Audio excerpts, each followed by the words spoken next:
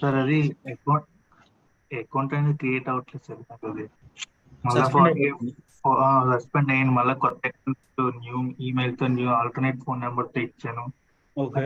అంటే ముందు అసలు అకౌంట్ సైట్ లోకి వెళ్ళిన తర్వాత లాగిన్ అని ఉంది కదా, అవును. అక్కడికి వెళ్ళిన తర్వాత అసలు అవ్వట్లేదు సార్. ముందు అంటే మీకు ఫోటో పెట్టా చూడండి. ఒక్క నిమిషం, రాలేదు ఇంకా చాట్ బాక్స్ లో. చాట్ బాక్స్ లో టెలిగ్రామ్ లో చాట్ బాక్స్ లో సార్ రాలేదు. ముందు సైట్ ఓపెన్ అవ్వగానే ఇట్లా వస్తుంది సార్ నాకు. సైన్ అకౌంట్ ఏదో సస్పెండ్ అయిపోతుంది అంటే దానికి దీనికి ప్యారల్ గా ఏదో ఒకటి ఉంది బ్రో. ఒకటన్నా కామన్ గా ఉంది ఆ అకౌంట్ కి. అది అడ్రస్సా లేకపోతే కార్డ్ డీటెయిల్సా ఏమై ఉంటుంది అంటారు? సేమ్ థింగ్ ఏమైనా ఇచ్చారా దానికి ఇచ్చిందే?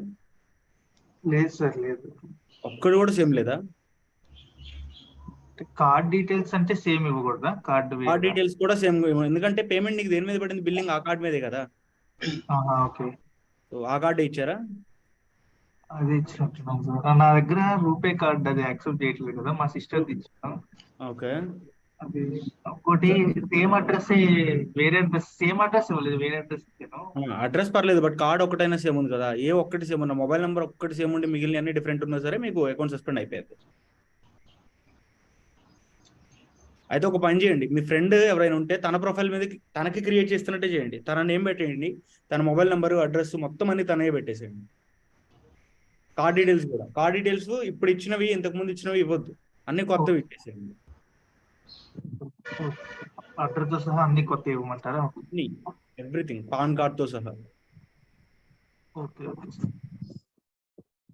So let me share my screen. Last time S3 మనం టెరాఫామ్ కోడ్ వరకు చెప్పుకున్నాం. సో లాస్ట్ టైం ఏమేమి చెప్పుకున్నాం చెప్తారా? వాట్ ఈస్ S3 అంటే ఏంటి, నెక్స్ట్ బకెట్స్ అంటే ఏంటి, తర్వాత వర్జనింగ్ గురించి చెప్పుకున్నాం, బకెట్స్ ఎలా క్రియేట్ చేయాలి మాన్యువల్ గా CLI అది చెప్పుకున్నాం, వెబ్సైట్ హోస్టింగ్ చెప్పుకున్నాం,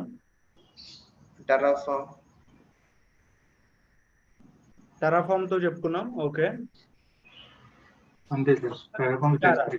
క్రాస్ రీజియన్ రెప్లికేషన్ కూడా చెప్పుకున్నాం కదా. Yeah, replication. ఇప్పుడు వచ్చేసి లైక్ స్టోరేజ్ క్లాసెస్ ఉన్నాయండి.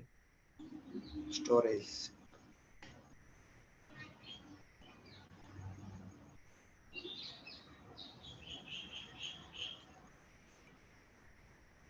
S3 ఇంటిగ్రేషన్ విత్ జెన్కిన్స్ అంటే ఇంతకు ముందు మనం నెక్సెస్ అండ్ జేఫ్రాగ్ వాడాం, గుర్తుందా? సో నెక్సెస్ వాడినట్లున్నాం మనం, జేఫ్రాగ్ కాదు. నెక్సెస్ దేనికి వాడాం మనం? Multi-factory storage. To store the artifacts. Yes. So అదే విధంగా నెక్సెస్ కి ఆల్టర్నేటివ్ అనమాట ఈ S3 అండి. S3 లో కూడా మనం డేటాని స్టోర్ చేసుకోవచ్చు. కాబట్టి S3 లో వేర్ ఫైల్స్ ఎలా స్టోర్ చేయాలో ఇప్పుడు చెప్తారు. So first let's discuss about the storage classes. So చూడమని చెప్పాను స్టోరేజ్ క్లాసెస్ గురించి, ఎవరైనా చూసారా?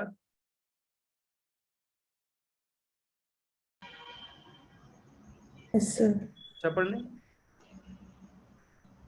First one standard. First of all ఈ స్టోరేజ్ క్లాసెస్ అంటే ఏంటంటే జనరల్ గా S3ని మనం ఎందుకు వాడుతున్నాం? డేటాని స్టోర్ చేసుకోవడానికి వాడుతున్నాం కదా. అయితే ఈ డేటాని స్టోర్ చేసుకునేటప్పుడు మనకు కొంచెం రిక్వైర్మెంట్స్ ఉంటాయి. మనం స్టోర్ చేసుకునే డేటాని మనం ఫ్రీక్వెంట్ గా యాక్సెస్ చేసుకుంటామా, లేకపోతే రేర్ కండిషన్స్ లో మాత్రమే యాక్సెస్ చేసుకుంటామా అని. ఓకే, సో దాన్ని బట్టి మనం టైప్ ఆఫ్ ది స్టోరేజ్ ఉంటుంది అనమాట. First one standard, second one వచ్చేసి infrequent access, second one IA అని కూడా అంటారు. దీన్ని కొంతమంది 1A అని కూడా అంటారు, బట్ దిస్ ఈస్ IA అండి. దీన్ని IA in the sense infrequent access అని చెప్పేసి అంటారు. అండ్ థర్డ్ ఇంకొకటి ఉంటుంది గ్లేషియర్, S3 గ్లేషియర్ అని కూడా అంటారు. పేరు విన్నారా? అండ్ ఫోర్త్ వన్ వచ్చేసరికి ఇంటెలిజెంట్ టైరింగ్, IT అని చెప్పేసి అంటారు. IT ఇంటెలిజెంట్ టైరింగ్ ఏంటండి? ఫస్ట్ స్టాండర్డ్ అంటే చెప్పండి. ఇందాక ఎవరు లైక్ ఆల్రెడీ చూసాం సార్ అన్నారు కదా. So now tell me what is standard? Frequently access చేసుకునే ఆబ్జెక్ట్స్ అది అంతా కూడా స్టోర్ చేసుకోవడానికి యూజ్ చేస్తారు. కరెక్ట్. దీనికి ఏదైనా ఒక ఎగ్జాంపుల్ చెప్పగలరా? లైక్ మన డైలీ వాడే అప్లికేషన్స్, అమెజాన్, ఫ్లిప్కార్ట్, దానిలో ఇప్పుడు ఐఫోన్ గురించి ప్రతిరోజు ఎవరో ఒకరు సర్చ్ చేస్తూనే ఉంటారు కదా.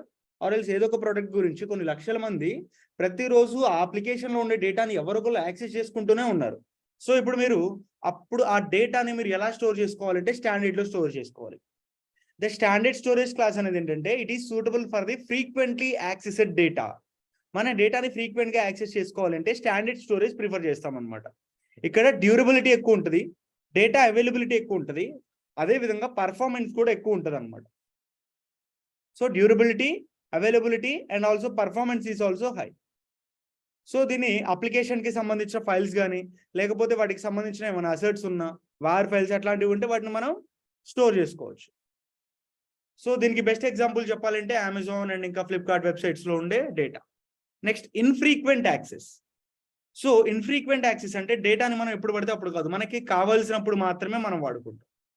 సో మీకు సింపుల్గా చెప్పాలి అంటే ఫోన్పే ట్రాన్సాక్షన్స్ మనం చేస్తాం కదా, ఆ ట్రాన్సాక్షన్స్ యొక్క హిస్టరీ మనకి ఒక దగ్గర స్టోర్ అయిద్దా?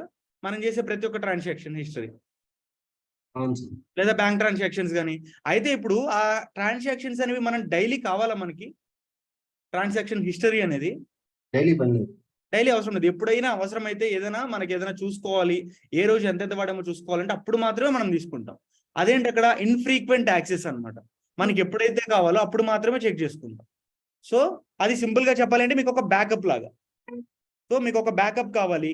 ఈవెన్ మీరు ఇంకా సింపుల్ గా చెప్పాలి అంటే జెన్కిన్స్ లో మనం థిన్ బ్యాకప్ యూజ్ చేసాం. సో అది కూడా మనం ఎప్పుడు కావాలంటే అప్పుడు వాడుకో. ఎప్పుడైనా మెయిన్ ఫైల్స్ లో డేటా డిలీట్ అయిపోతే బ్యాకప్ కావాలి, బ్యాకప్ నుంచి రిట్రీవ్ చేసుకుంటాం. సో అక్కడ పెట్టుకునే బ్యాకప్ మనం ఇన్ఫ్రీక్వెంట్ యాక్సెస్ అని చెప్పేసి అనుకోవచ్చు. అండ్ తర్వాత గ్లేషియర్. సో ఈ గ్లేషియర్ లో ఏంటంటే డేటాని మనం లాంగ్ టైం అనేది ఉండదు అనమాట బ్యాకప్ అనేది. సో లాంగ్ టర్మ్ బ్యాకప్ కోసం వాడతాం. సో దీనికి హై అవైలబిలిటీ ఉంటుంది, బట్ రిట్రీవల్ టైం అనేది మనకి ఎప్పుడు కావాలంటే అప్పుడు కాదండి. సో మనకి దీని రేంజింగ్ అనేది మినిట్స్ నుంచి అవర్స్ వరకు, లైక్ ఇన్ని మినిట్స్ నుంచి ఇన్ని అవర్స్ వరకు అని చెప్పేసి ఉంటుంది రిట్రీవల్ టైం. సో దీన్ని వేరే వాటితో కంపేర్ చేసుకున్నట్లయితే దీంతో కొంచెం కాస్ట్ తక్కువ ఉంటుంది అనమాట గ్లేషియర్లో. సో కాస్ట్ స్టాండర్డ్కి ఫస్ట్ ఎక్కువ ఉంటుంది, ఎందుకంటే డేటా అనేది ఫ్రీక్వెంట్గా యాక్సెస్ చేసుకుంటాం కాబట్టి. ఐఏకి కొంచెం తక్కువ when we compare to standard. గ్లేషియర్కి ఇంకా తక్కువ ఉంటుంది అనమాట కాస్ట్ ఓరియంటేషన్. నెక్స్ట్ దీనికి ఒక ఎగ్జాంపుల్ చెప్పాలి, లైక్ గ్లేషియర్కి ఎగ్జాంపుల్ చెప్పాలి అంటే ఏంటండి? PF accounts. సింపుల్ గా చెప్పుకోవాలంటే పిఎఫ్ అకౌంట్స్ కూడా మనకి గ్లేషియర్ కిందే వాడుకోవచ్చు, ఎందుకంటే అది కూడా ఒక హిస్టరీ రికార్డ్స్ ని మెయింటైన్ చేస్తుంది అనమాట. మనకి డేటా ఎప్పుడు కావాలంటే అప్పుడు మాత్రమే మనం వెళ్ళి యాక్సెస్ చేసుకుంటాం, ప్రతిసారి అయితే కాదు కదా అట్లా. తర్వాత ఇంటెలిజెంట్ టైరింగ్, ఐటీ. సో అసలు ఈ పేరు విన్నారు ఎప్పుడైనా? ఇది intelligent tiering, it will acts between the standard and infrequently access. So మనకి డేటా అనేది కొన్నిసార్లు ఇప్పుడు సపోజ్ ఒకటే అప్లికేషన్ లో డేటాని కొన్నిసార్లు ఫ్రీక్వెంట్ గా వాడుకుంటాం, కొన్నిసార్లు ఇన్ఫ్రీక్వెంట్ గా వాడుకుంటాం. కొన్నిసార్లు ఏమో ఫ్రీక్వెంట్ గా వాడతాం, కొన్నిసార్లు ఇన్ఫ్రీక్వెంట్ గా. సింపుల్ గా చెప్పాలి అంటే ఇప్పుడు మనకి స్పాటిఫై ఉందా, దానిలో నేను ఒక 1 month మొత్తం కూడా సాంగ్స్ వింటున్నా. సో ప్రతిరోజు వింటున్నాను కాబట్టి స్టాండర్డ్. లేదు అసలు మానేశాను అనుకోండి, మళ్ళీ ఇన్ఫ్రీక్వెంట్ కి వెళ్ళిపోదు. అదే మళ్ళీ నేను వాడుతున్నాను అనుకోండి స్టాండర్డ్ కి. ఇలా స్టాండర్డ్ కి ఇన్ఫ్రీక్వెంట్ కి, ఇన్ఫ్రీక్వెంట్ కి స్టాండర్డ్ కి ఇట్లా మధ్యలో మూవ్ అవుతూ ఉంటే దాన్ని మనం ఇంటెలిజెంట్ టైరింగ్ అని చెప్పేసి అంటాం అనమాట. ఐటీ. ఇవి మనకి స్టోరేజ్ క్లాసెస్. ఇలా ఇన్ని వేస్ లో మనం డేటాని స్టోర్ చేసుకోవచ్చు అనమాట. సో దీనిలో కాస్ట్ అనేది వేరియేషన్ కూడా ఉంటుంది మనం తీసుకునే టైప్ ఆఫ్ ది స్టోరేజ్ ని బట్టి. అర్థమైందా అండి ఇది అందరికి? Next S3 integration with Jenkins. S3ని జెన్కిన్స్ తో ఎలా ఇంటిగ్రేట్ చేస్తామో చెప్తా. సో ఇది చాలా ఈజీ, మనకి నెక్సెస్ లాగా సపరేట్ సర్వర్ మెయింటైన్ చేయాల్సిన అవసరం లేదు. And wait a second, first account అయితే క్రియేట్ చేద్దాం.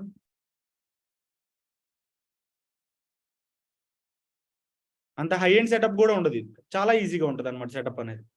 Security sir? సెక్యూరిటీ కూడా ఎక్కువ ఉంటుంది. మీకు తెలుసు కదా S3లో సెక్యూరిటీ ఎలా ఉంటుందని. HTTPS తో ఉంటుంది అక్కడ స్టోర్ అయ్యే ప్రతి ఒక్క ఆబ్జెక్ట్ కూడా. ఐ థింక్ మనం చూపించినట్లు ఉన్నాను కదా. అవును sir.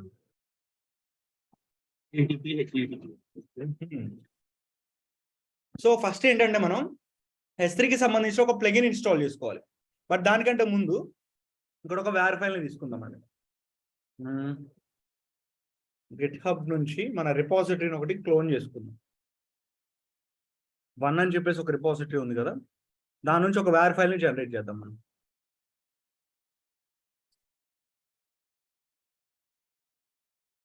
git clone and then URL cd space 1. Let's check out to master. Git install చేశారా సార్? ముందుగానే సెటప్ చేసి పెట్టాను. సో మ్యావ్ని ఇవన్నీ కూడా ఇన్స్టాల్ చేసేసాను. MVN క్లీన్ ప్యాకేజ్ అని ఇస్తే ఇక్కడ టార్గెట్ ఫోల్డర్ లో మనకి వేర్ ఫైల్ అనేది వస్తుంది కదా. సో మెయిన్ వైల్ ఇది వచ్చేలోపు మనం జెన్కిన్స్ కి వెళ్ళిపోయి ఇక్కడ మేనేజ్ జెన్కిన్స్, మేనేజ్ ప్లగిన్స్ కి వెళ్ళిపోయి అవైలబుల్ ప్లగిన్స్ లో S3 అని చెప్పి సెర్చ్ చేయండి. S3 పబ్లిషర్ ఉంది కదా, దీన్ని సెలెక్ట్ చేసుకొని ఇన్స్టాల్ వితౌట్ రీస్టార్ట్ మీద క్లిక్ చేయండి. ఆర్టిఫాక్ట్ మేనేజర్ అని S3 అని ఉంది సార్ ఇంకోటి ఏదో. అది అవసరం లేదు, S3 పబ్లిషర్ సరిపోయింది.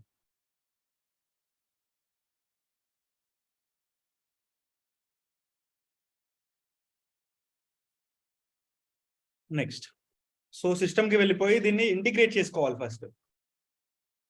ఇంతకుముందు మనకి కాన్ఫిగర్ అని ఉండేది, బట్ ఇప్పుడు సిస్టమ్గా వచ్చింది చూసారా. అప్డేట్ అయిపోయింది, మేబీ అప్డేట్ అయి ఉండొచ్చు. సో ఇక్కడ సెర్చ్ చేద్దాం ఒకసారి, control F, let's search for S3. S3 profile అని ఉంది, ఇక్కడ యాడ్ చేద్దాం. Add. So profile name for my war files అనేది ఒక నేమ్ పెట్టేసుకుంటున్నాం, ఫర్ మై వేర్ ఫైల్స్.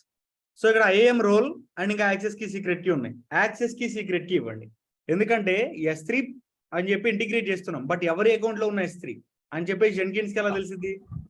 అది for my where file spelling mistake ఎక్కడ అండి? ఓకే, ఇదా, ఏమీ లేదు, థ్యాంక్ యూ. సో అయితే ఇక్కడ IAM కి వెళ్ళిపో.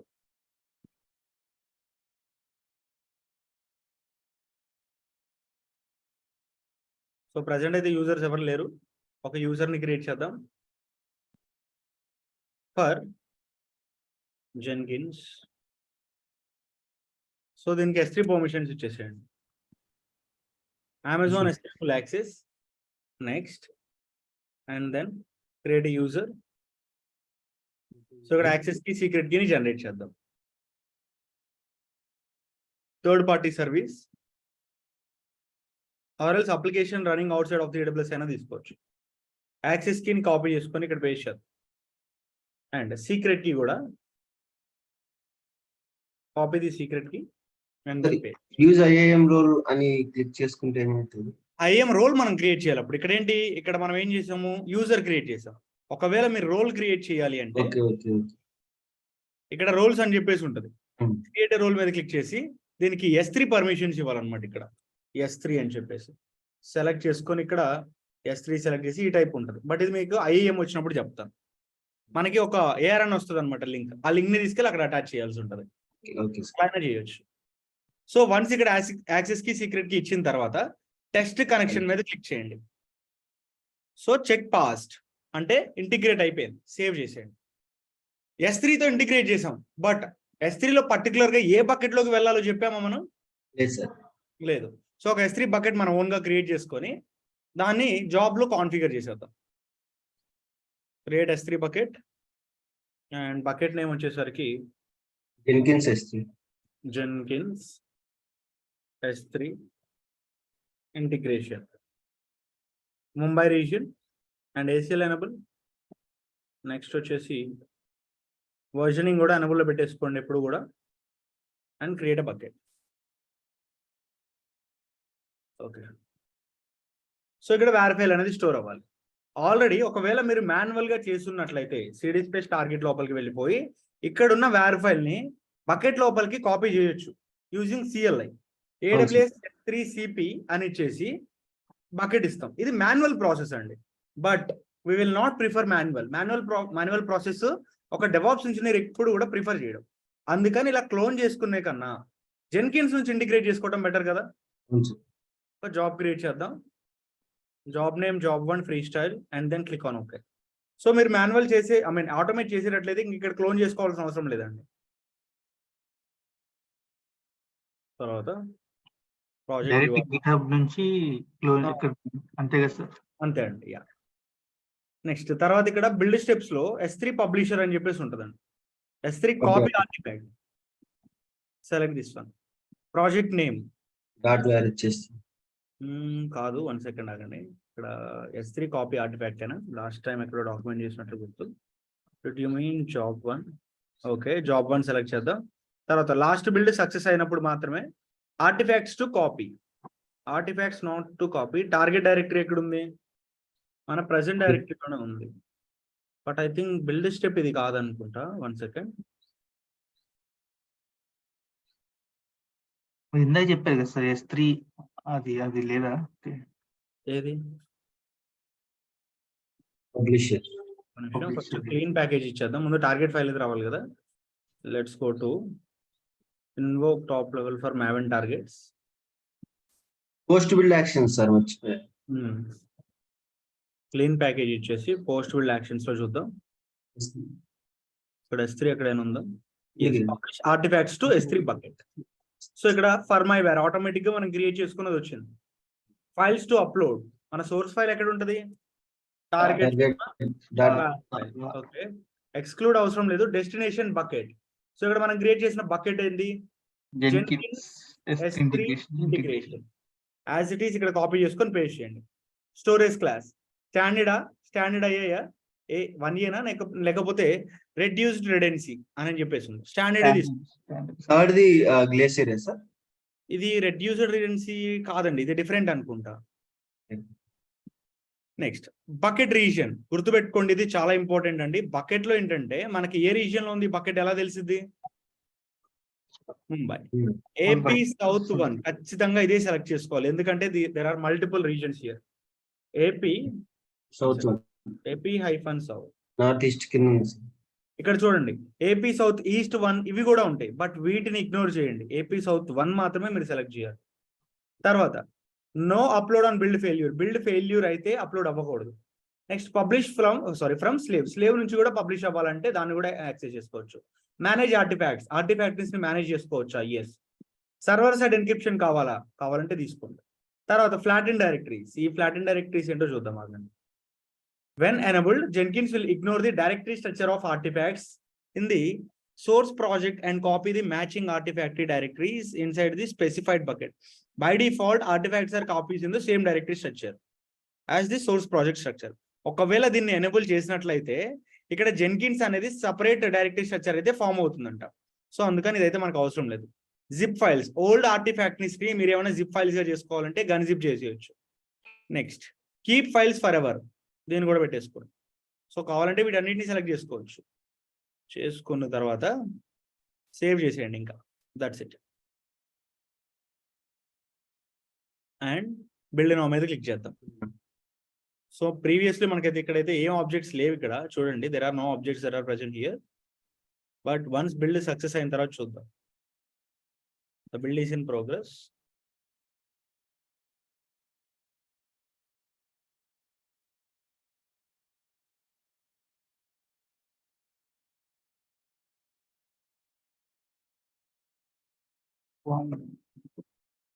ఈ నెక్సెస్ లో జేఫ్రాక్ అన్న ఇది ఈజీ ఉంది కదా సార్, రియల్ టైం చాలా ఇదే easy. చేసామని చెప్తే అయిపోతుంది.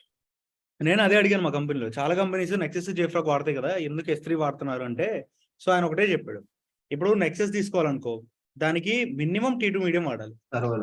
మినిమం. సో దానికి పే చేయాలి అండ్ సర్వర్ని మేనేజ్ చేసుకోవాలి మనమే. నెక్స్ట్ తర్వాత సెటప్ అనేది చాలా కాంప్లికేటెడ్ గా ఉంటుంది. అదే S3 అనుకో 5 GB వరకు ఫ్రీగా స్టోర్ చేసుకోవచ్చు మీ బకెట్ లో. సో దీనికి సపరేట్ సర్వర్ మెయింటైన్ చేసుకోవాల్సిన అవసరం లేదు. డేటాని మళ్ళీ మీరు ఈజీగా రిట్రీవ్ చేసుకోవచ్చు. ఇన్ని అడ్వాంటేజెస్ చెప్పాడు ఆయన. సో ఫైనల్లీ బిల్డ్ అయితే సక్సెస్ అయింది.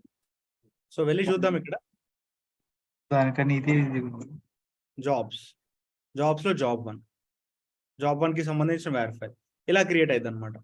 ఒకవేళ మీరు ఈ ఆప్షన్ ని సెలెక్ట్ చేసుకోకపోయినట్లయితే వైల్ కాన్ఫిగరింగ్ చూడండి, వీటిని మీరు సెలెక్ట్ చేసుకోలేదు అంటే like server publish from this slave, keep files forever, gzip ఇట్లా సేవ్ చేసుకోకపోయినట్లయితే ఏమవుతుంది, ఒకటే దానిలో అన్ని క్రియేట్ అవుతాయి అనమాట.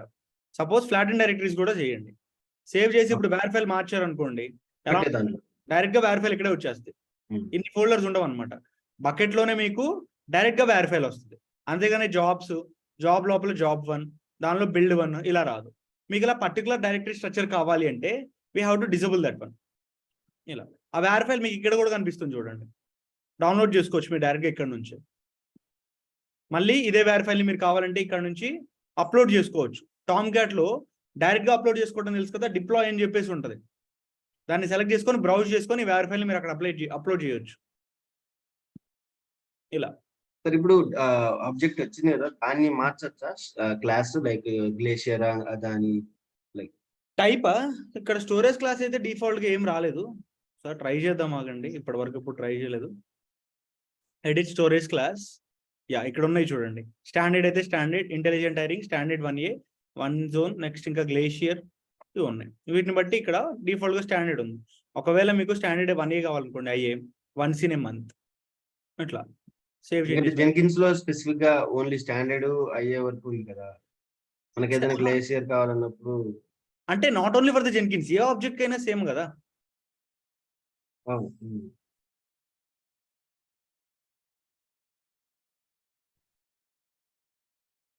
హలో హలో హలో వినిపిస్తుంది సార్. వాయిస్ కట్ అవ్వాలి. వినిపిస్తుంది. వినపడుతుంది, చెప్పండి అండి. హలో సార్ అంటే ఇందాక ఆఫ్టర్ 2 minutes అలా అయిపోయింది కదా మీ ఓకే వాయిస్, అందుకని నెక్స్ట్ కాన్సెప్ట్ విపిసి అండి. What is VPC? దీనికి టెరాఫామ్ ఏముండదా? దేనికి ఇంటిగ్రేషన్ విత్ జెన్కిన్స్ మనం అసలు టెరాఫామ్ ఎందుకు వాడతాం చెప్పండి? ఆటోమేటిక్ గా సర్వీసెస్ క్రియేట్ చేయడానికి. ఇన్ఫ్రాస్ట్రక్చర్ క్రియేట్ అవ్వడానికి. ఇన్ఫ్రాస్ట్రక్చర్ అంటే ఏంటి? సర్వర్స్, బకెట్స్, విపిసిస్ ఇవి క్రియేట్ చేయడానికి మనం టెరాఫామ్ వాడతాం. అంతేగాని ఇంటిగ్రేషన్స్ కి వాటికి వీటికి టెరాఫామ్ వాడడం అనమాట. Only for the creating the resources, AWS లో ఉన్న రీసోర్సెస్ ని క్రియేట్ చేయడానికి మాత్రమే వాడతాం. ఫ్రీ స్టైల్ వాడారు కదా, ఇప్పుడు పైప్ లైన్ యూజ్ చేసుకుని చేయొచ్చు ఇంటిగ్రేషన్. సేమ్ పర్పస్, కాకపోతే పైప్ లైన్ కోడ్ రాస్తాం, పైప్ లైన్ సింటాక్స్ వాడుకొని చేయొచ్చు అనమాట దాన్ని.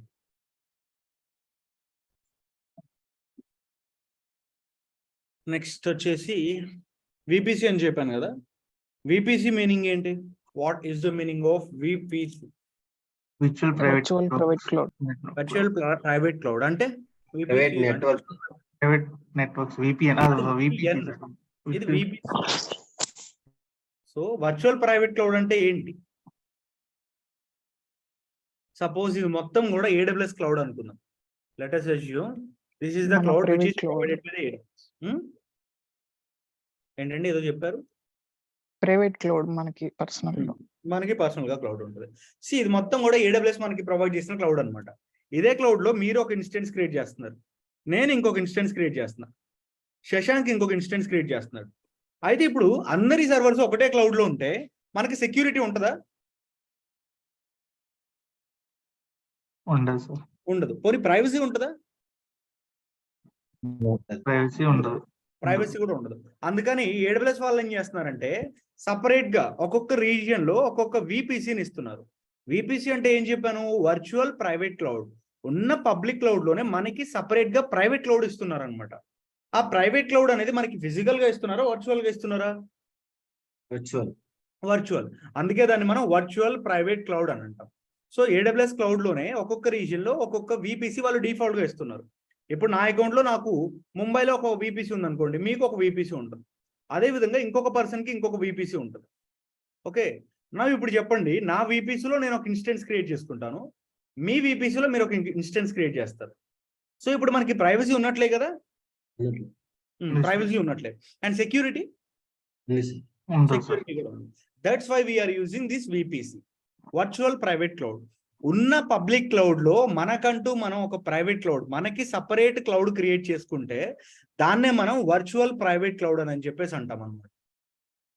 సో ఈ విపిసి యొక్క ఆర్కిటెక్చర్ చూడండి, చాలా ఇంట్రెస్టింగ్ గా ఉంటుంది, కొంచెం ఫోకస్ చేయండి. సో ఫస్ట్ ఇది మొత్తం కూడా మన విపిసి అనుకుందామండి. Let us assume this is the VPC. విపిసిలో మనకి సబ్నెట్స్ ఉంటాయి. అంటే ఒక్కొక్క సబ్నెట్ ఒక్కొక్క అవైలబిలిటీ జోన్ లో ఉంటుంది అనమాట. అవైలబిలిటీ జోన్ అంటే ఏంటి? ఇక్కడ డేటా సెంటర్. ఎస్, మనకి ఎక్కడైతే డేటా సెంటర్ ఉంటుందో ఆ ప్లేస్ ని మనం అవైలబిలిటీ జోన్ అని చెప్పేసి అంటాం. సో ఇక్కడ దీనిలో సబ్నెట్స్ ఉంటాయి కదా. ఈ సబ్నెట్స్ లో 2 types ఆఫ్ సబ్నెట్స్ ఉంటాయండి.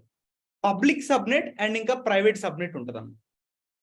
Public subnet and then private subnet. Suppose మీకు ఇక్కడ కనపడుతుంది చూడండి, this is the public subnet and ఇదేమో ప్రైవేట్ సబ్నెట్ అనమాట. This is the private subnet 1 and ఇదేమో ప్రైవేట్ సబ్నెట్ 2. ఇలా ఎగ్జాంపుల్ గా ఒక పబ్లిక్ సబ్నెట్ 2 ప్రైవేట్ సబ్నెట్స్ తీసుకున్నాం. మీరు ఇప్పుడు ఏ అప్లికేషన్ కి వెళ్ళినా సరే ఫస్ట్ మీకు లాగిన్ పేజ్ ఉంటుంది. లాగిన్ పేజ్ అని ఉండేది. అవును సార్. facebook.com అని చెప్పేసి ఇప్పుడు నేను సెర్చ్ చేస్తే ఇప్పుడు నా ఒక్కడికి అలా వస్తుందా, లేకపోతే మీ అందరికీ కూడా అలానే వస్తుందా? అందరికీ వస్తుంది. అందరికీ అలానే వస్తుంది. అయితే ఇక్కడ పబ్లిక్ సబ్నెట్ లో ఒక ఇన్స్టెన్స్ క్రియేట్ చేస్తాం. ఒక ఇన్స్టెన్స్ క్రియేట్ చేసి ఆ ఇన్స్టెన్స్ లో మనం ఒక వెబ్ సర్వర్ ఇన్స్టాల్ చేస్తాం. వెబ్ సర్వర్స్ అంటే ఏమొస్తాయి? Tomcat, Tomcat, Nginx, HTTP, application సర్వరా? HTTP, సార్ అపాచీ లేదా Apache, Nginx, టామ్క్యాట్ ని వెబ్ సర్వర్ అనొద్దండి. టామ్క్యాట్ అనేది అప్లికేషన్ సర్వర్ అన్నమాట. ఓకే. ఓకే, సో అయితే ఇప్పుడు నేను పబ్లిక్ సబ్నెట్ ఇక్కడ ఫస్ట్ విపిసి చెప్పాను. విపిసి అంటే వర్చువల్ ప్రైవేట్ క్లౌడ్. అంటే నాకంటూ ఒక పెద్ద క్లౌడ్ ఉందన్నమాట. ఇక్కడ ఈ క్లౌడ్ ని నేను డిఫరెంట్ పార్ట్స్ చేస్తున్నా. అదే నాకు ఏమవుతుందంటే ఇక్కడ సబ్నెట్ అవుతుంది. సబ్నెట్ అంటే మనకున్న ఎంటైర్ నెట్వర్క్ ని నేను ఇండివిజువల్ గా నేను ఏం చేశానంటే డివైడ్ చేశాను. సో ఇప్పుడు నాకు ఉన్న నెట్వర్క్ లో ఇది ఒక సబ్నెట్, ఇది ఇంకొక సబ్నెట్, ఇది ఇంకొక సబ్నెట్, ఇలా నేను డిఫరెన్షియేట్ చేసేసుకున్నాను అనమాట. మూడింటిని డివైడ్ చేసేసాను. సో ఇప్పుడు దానిలో కూడా మనకి 2 టైప్స్ ఆఫ్ సబ్నెట్స్ ఉంటాయి. ఒకటేమో పబ్లిక్ సబ్నెట్, ఇంకొకటేమో ప్రైవేట్ సబ్నెట్. పబ్లిక్ సబ్నెట్ లో యూజువల్లీ మనం రియల్ టైంలో ఏం చేస్తామంటే ఈ సబ్నెట్ లో ఒక ఇన్స్టెన్స్ క్రియేట్ చేస్తాం. ఈ ఇన్స్టెన్స్ లో అపాచీ వెబ్ సర్వర్ ఇన్స్టాల్ చేసి లాగిన్ పేజ్ ని నేను డిప్లాయ్ చేస్తాను. ఓకేనా? సో ఇప్పుడు యూజర్స్ అందరూ కూడా నా యొక్క అప్లికేషన్ యాక్సెస్ చేసుకోవాలి అంటే వాళ్ళకి ఇంటర్నెట్ కావాలి కదా. సో దానికి నేను IGW వాడతాను, ఇంటర్నెట్ గేట్వే. ఎవరైనా సరే ఇంటర్నెట్ గేట్వే నుంచే రిక్వెస్ట్ అనేది రావడం జరిగింది అనమాట. ఇప్పుడు మీరు అమెజాన్ సెర్చ్ చేసినా, ఫ్లిప్కార్ట్ లేకపోతే పేటిఎం ఏది సెర్చ్ చేసినా సరే ఇంటర్నెట్ గేట్వే నుంచి రిక్వెస్ట్ వస్తుంది. తర్వాత ఆ రిక్వెస్ట్ అనేది ఎక్కడికి వెళ్తుంది? Route table. ఇక్కడ రౌట్ టేబుల్లో నేను అందరూ యాక్సెస్ చేసుకోవాలని చెప్పేసి ఇస్తాను. ఐ థింక్ ఎవరిదో వీడియో ఆన్ అయినట్లుంది, like it's from Bhargav Sai. Second video stop చేస్తున్నాం. Yeah, okay. సో ఇక్కడ రౌట్ టేబుల్లో యూజువల్లీ మనం ఏమి ఇస్తామంటే 0.0.0.0 ఇస్తాం. సిఐడిఆర్ బ్లాక్ లో ఇంతకు ముందు ఇచ్చాం, గుర్తుందా? సెక్యూరిటీ గ్రూప్స్ క్రియేట్ చేసుకునేటప్పుడు. That means everyone can access my public subnet. Public subnet లో ఉన్న అప్లికేషన్ ను ప్రతి ఒక్కళ్ళు కూడా యాక్సెస్ చేసుకోవాలి, అంటే లాగిన్ పేజ్. సో ఇక్కడ వన్స్ లాగిన్ అయిపోయిన తర్వాత మీ క్రెడెన్షియల్స్ తో మీరు లాగిన్ అవుతారు. లాగిన్ అయిపోయిన తర్వాత మళ్ళీ మీరు ఏ సర్వర్కి వెళ్ళాలి? అప్లికేషన్ సర్వర్కి వెళ్ళాలి. ఆ సర్వర్కైనా వెళ్ళేది వెబ్ సర్వర్ నుంచి అప్లికేషన్ సర్వర్కి వెళ్ళాలి. అంటే అప్పుడు అప్లికేషన్ కి సపరేట్ సర్వర్ ఉంటుంది. ఇక్కడ ఈ అప్లికేషన్ సర్వర్ లో మనం ఏం చేస్తాం? టామ్క్యాట్ ని సెటప్ చేసి అక్కడ అప్లికేషన్ ని మనం డిప్లాయ్ చేస్తాం యాజ్ అప్లికేషన్ సర్వర్ లో. సపోజ్ ఇక్కడ ఫేస్బుక్ అప్లికేషన్ ఉందనుకుందాం. సో వన్స్ మీరు ఇక్కడ లాగిన్ అయిన తర్వాతే కదా మీరు ఈ అప్లికేషన్ లోపలికి వెళ్ళేది, అంతేనా గైస్? మీరు ఇక్కడ లాగిన్ క్రెడెన్షియల్స్ ఇచ్చారు, యూజర్ నేమ్, పాస్వర్డ్. ఇక్కడ లాగిన్ అయినప్పుడే కదా మీరు అప్లికేషన్ లోపలికి వెళ్ళేది. అంటే మనం ఏం చేస్తున్నాం? ఇక్కడ ఒక సర్వర్ నుంచి ఇంకొక సర్వర్ కి వెళ్తున్నాం. అయితే ఇక్కడ మీరు పబ్లిక్ సబ్నెట్ నుంచి ప్రైవేట్ సబ్నెట్, ఇక్కడ అప్లికేషన్ ఎప్పుడు కూడా మనం ప్రైవేట్ సబ్నెట్ లోనే డిప్లాయ్ చేయాలి. ఎందుకంటే పబ్లిక్ సబ్నెట్ లో డిప్లాయ్ చేసాం అనుకోండి, ప్రతి ఒక్కళ్ళు యాక్సెస్ చేసుకుంటారు. ఓకే, అందరూ యాక్సెస్ చేసుకోకూడదు కదా మన అప్లికేషన్ ని. ఎవరికైతే యాక్సెస్ ఉంటుందో, ఎవరికైతే అకౌంట్ ఉంటుందో వాళ్ళు మాత్రమే యాక్సెస్ చేసుకోవాలి. ఇప్పుడు నా ఇన్స్టాగ్రామ్ ఉందండి, నా ఇన్స్టాగ్రామ్ మీ అందరూ యాక్సెస్ చేసుకుంటారా? లేదు కదా. ఎవరికైతే క్రెడెన్షియల్స్ ఉంటాయో వాళ్ళు మాత్రమే యాక్సెస్ చేసుకుంటారు. అదే విధంగా ఇక్కడ నేను క్రెడెన్షియల్స్ ఎంటర్ చేసినప్పుడు మనం ఈ సర్వర్ నుంచి ఈ సర్వర్ కి వెళ్తాం. పబ్లిక్ సబ్నెట్ నుంచి ప్రైవేట్ సబ్నెట్ కి. ప్రైవేట్ సబ్నెట్ లో నేను ఒక ఇన్స్టెన్స్ క్రియేట్ చేసి దానిలో టామ్క్యాట్ ని డిప్లాయ్ చేసి అక్కడ ఒక అప్లికేషన్ డిప్లాయ్ చేస్తాను అనమాట. సో ఈ డేటా అంతా కూడా మనకి ఎక్కడ స్టోర్ అయ్యింది? అప్పుడు ఒకవేళ ఇప్పుడు ఒక పోస్ట్ షేర్ చేశాను అనుకోండి, అది ఎక్కడ స్టోర్ అయ్యింది? డేటాబేస్ లో. అయితే ఇక్కడ మనం పబ్లిక్ సబ్నెట్ నుంచి ప్రైవేట్ సబ్నెట్ కి ఎలా వెళ్తాం అంటే నాట్ గేట్వే ద్వారా వెళ్తాం. నాట్ గేట్వే ఏం చేస్తుంది? మనకు వచ్చిన రిక్వెస్ట్ ని పబ్లిక్ సబ్నెట్ నుంచి ప్రైవేట్ సబ్నెట్స్ కి పంపించింది. అది దీనికా లేకపోతే దీనికా అనేది ఇక్కడ మనం పర్ఫామ్ చేసే యాక్షన్ ని బట్టి ఉంటుందండి. ఓకేనా? సో ఓవరాల్ గా ఇక్కడ మనం ఏమేమి కాంపోనెంట్స్ డిస్కస్ చేసుకున్నామంటే first VPC is nothing but virtual private cloud. ఉన్న పబ్లిక్ క్లౌడ్ లో మనం ప్రైవేట్ క్లౌడ్ ని క్రియేట్ చేస్తే దాన్నే వర్చువల్ ప్రైవేట్ క్లౌడ్ అని అంటాం.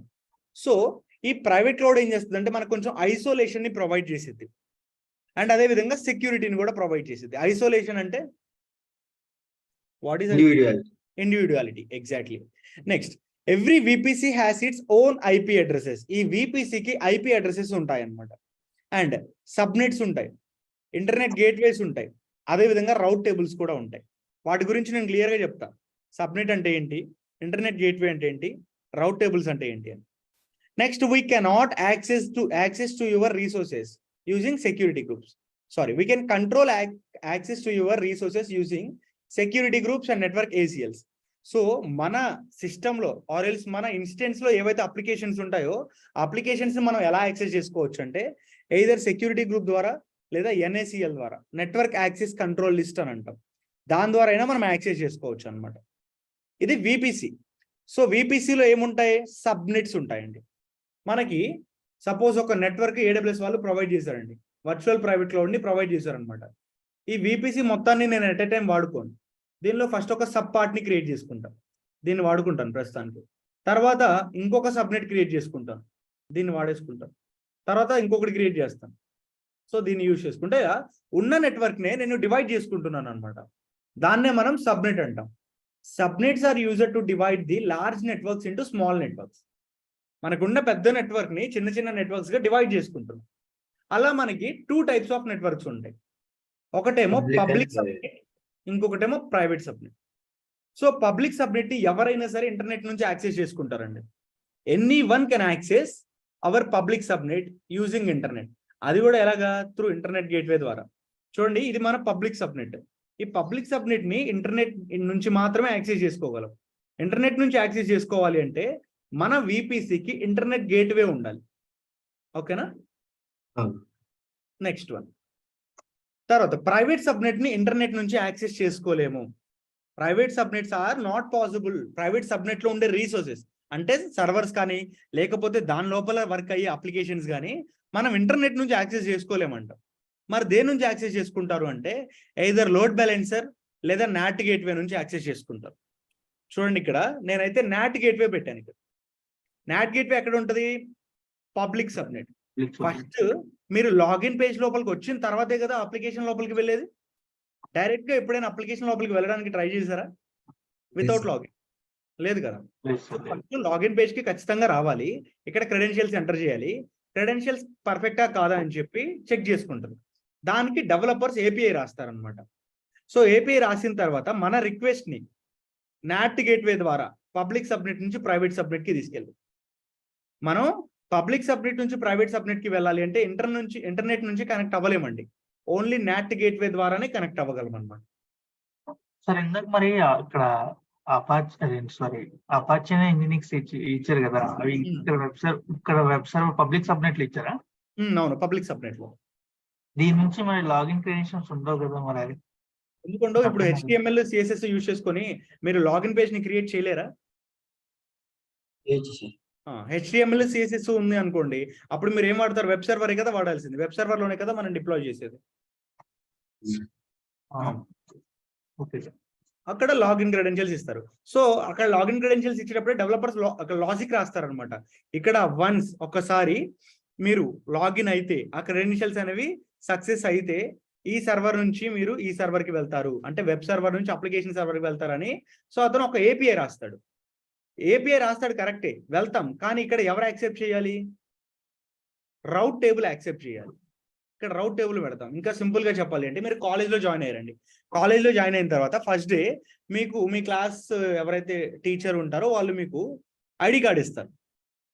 ఈవెన్ మీకు ID కార్డ్ ఇచ్చినా సరే ఇక్కడ మీకు ID కార్డ్ ఇస్తారు. యు ఆర్ వ్యాలిడ్ పర్సన్ అని చెప్పేసి మీరు ప్రతిరోజు కాలేజ్కి రావచ్చు అని చెప్పి మీకు ఒక ID కార్డ్ ఇస్తారు. ఓకేనా? ఇచ్చిన తర్వాత ప్రతిరోజు మనం డైరెక్ట్ గా రాలేం కదా. గేట్ దగ్గర ఖచ్చితంగా వాచ్మెన్ ఉంటాడు. వాచ్మెన్ చెక్ చేసి పంపిస్తాడు కదా మనల్ని. అదే విధంగా ఈవెన్ మనం వ్యాలిడ్ యూజర్ అయినప్పటికీ సరే, సో మనం ఇక్కడ ఒక పబ్లిక్ సబ్నెట్ నుంచి ప్రైవేట్ సబ్నెట్ కి వెళ్ళేటప్పుడు ఇక్కడ కూడా ఒక రౌట్ టేబుల్ పెడతాం. Here the rate table defines that A type of traffic అనేది లోపలికి రావాలి, ఏ టైప్ ఆఫ్ యూజర్ అనేవాడు దీన్ని యాక్సెస్ చేసుకోవాలని రౌట్ టేబుల్లో డిఫైన్ చేస్తాం. నౌ గాట్ సమ్ క్లారిటీ వచ్చిందా కొంచెం? బ్రో NAT ఫుల్ ఫామ్ ఏంటి బ్రో కొంచెం చెప్తాను. ఓకే. రియల్ టైమ్ లో పబ్లిక్ వాడతాం, ప్రైవేట్ వాడతాం ఎక్కువ? రెండు వాడతాం. నేను మీకు 3 టైర్ ఆర్కిటెక్చర్ చెప్పాను, గుర్తుందా? ఉంది సార్. ఫ్రంట్ ఎండ్ ఉందా? Front and back end. అవును సార్. ఫ్రంట్ ఎండ్ ఎక్కడ పబ్లిక్ సబ్నెట్ లో చేస్తాం, ప్రతి ఒక్కరు యాక్సెస్ చేసుకుంటారు. బ్యాక్ ఎండ్ లో ఏం చేస్తాం, అప్లికేషన్ ని డిప్లాయ్ చేస్తాం. అప్లికేషన్ ని ఈ ప్రైవేట్ సబ్నెట్ లో చేస్తాం. తర్వాత డేటాబేస్ ని కూడా ప్రైవేట్ సబ్నెట్ లోనే చేస్తాం అనమాట. ఓకే ఓకేనా? Okay sir. ఇంకా any more queries as of now? Sir database గురించి కూడా చెప్తారు కదా డీటెయిల్ గా? చెప్తాను, డేటాబేస్ కూడా చెప్తాను. Okay sir. ఓకే, సబ్నెట్స్ అయిపోయింది. నెక్స్ట్ రౌట్ టేబుల్స్. రౌట్ టేబుల్ అంటే it is a set of rule. ఇందాక చెప్పాను కదా, దీనిలో కొన్ని మనకి సెట్ ఆఫ్ రూల్స్ ఉంటాయన్నమాట. That defines how the network traffic is redirected with in the VPC. అంటే ఒకటే విపిసిలో మనకి నెట్వర్క్స్ అనేవి ఏ సబ్నెట్ నుంచి ఏ సబ్నెట్ కి వెళ్ళాలి, ఒకటే నెట్వర్క్ లో ఏ సబ్నెట్ నుంచి ఏ సబ్నెట్ కి వెళ్ళాలి అని రౌట్ టేబుల్స్ డిఫైన్ చేస్తాయి అన్నమాట. ఓకేనా? సో ఇక్కడ సెట్ ఆఫ్ రూల్స్ ని మనం పాస్ చేస్తాం. ఇప్పుడు పర్టికులర్ గా మీరు ఒక్కళ్ళే దీన్ని మీరు యాక్సెస్ చేసుకోవాలి అనుకుంటే నేను రౌట్ టేబుల్ లో మెన్షన్ చేస్తాను మీ యొక్క ఐపీ అడ్రస్ తో. అప్పుడు మీరు ఒక్కళ్ళు మాత్రమే ఈ అప్లికేషన్ యాక్సెస్ చేసుకుంటారు. అలా రౌట్ table defines that who will use the application by setting the set of rules, by setting the rules. Next internet gateway అంటే IGW అన్నమాట. సో ఇక్కడ ఏం చేస్తుందంటే internet gateway is a component that allows you to make communication between the VPC and internet. Internet కి విపిసికి మధ్యలో ఉండే ఒక component నే ఇంటర్నెట్ గేట్వే అంటున్నాం. మనం అప్లికేషన్ యాక్సెస్ చేసుకోవాలంటే ఖచ్చితంగా ఇంటర్నెట్ కావాలి. సో అందుకని ఇక్కడ ఇంటర్నెట్ గేట్వే అని ఒక కాంపోనెంట్ పెడతాం. మీరు ఇచ్చే రిక్వెస్ట్ ఎక్కడికి వెళ్తుంది అంటే ఫస్ట్ ఇంటర్నెట్ గేట్వేకి వెళ్తుంది.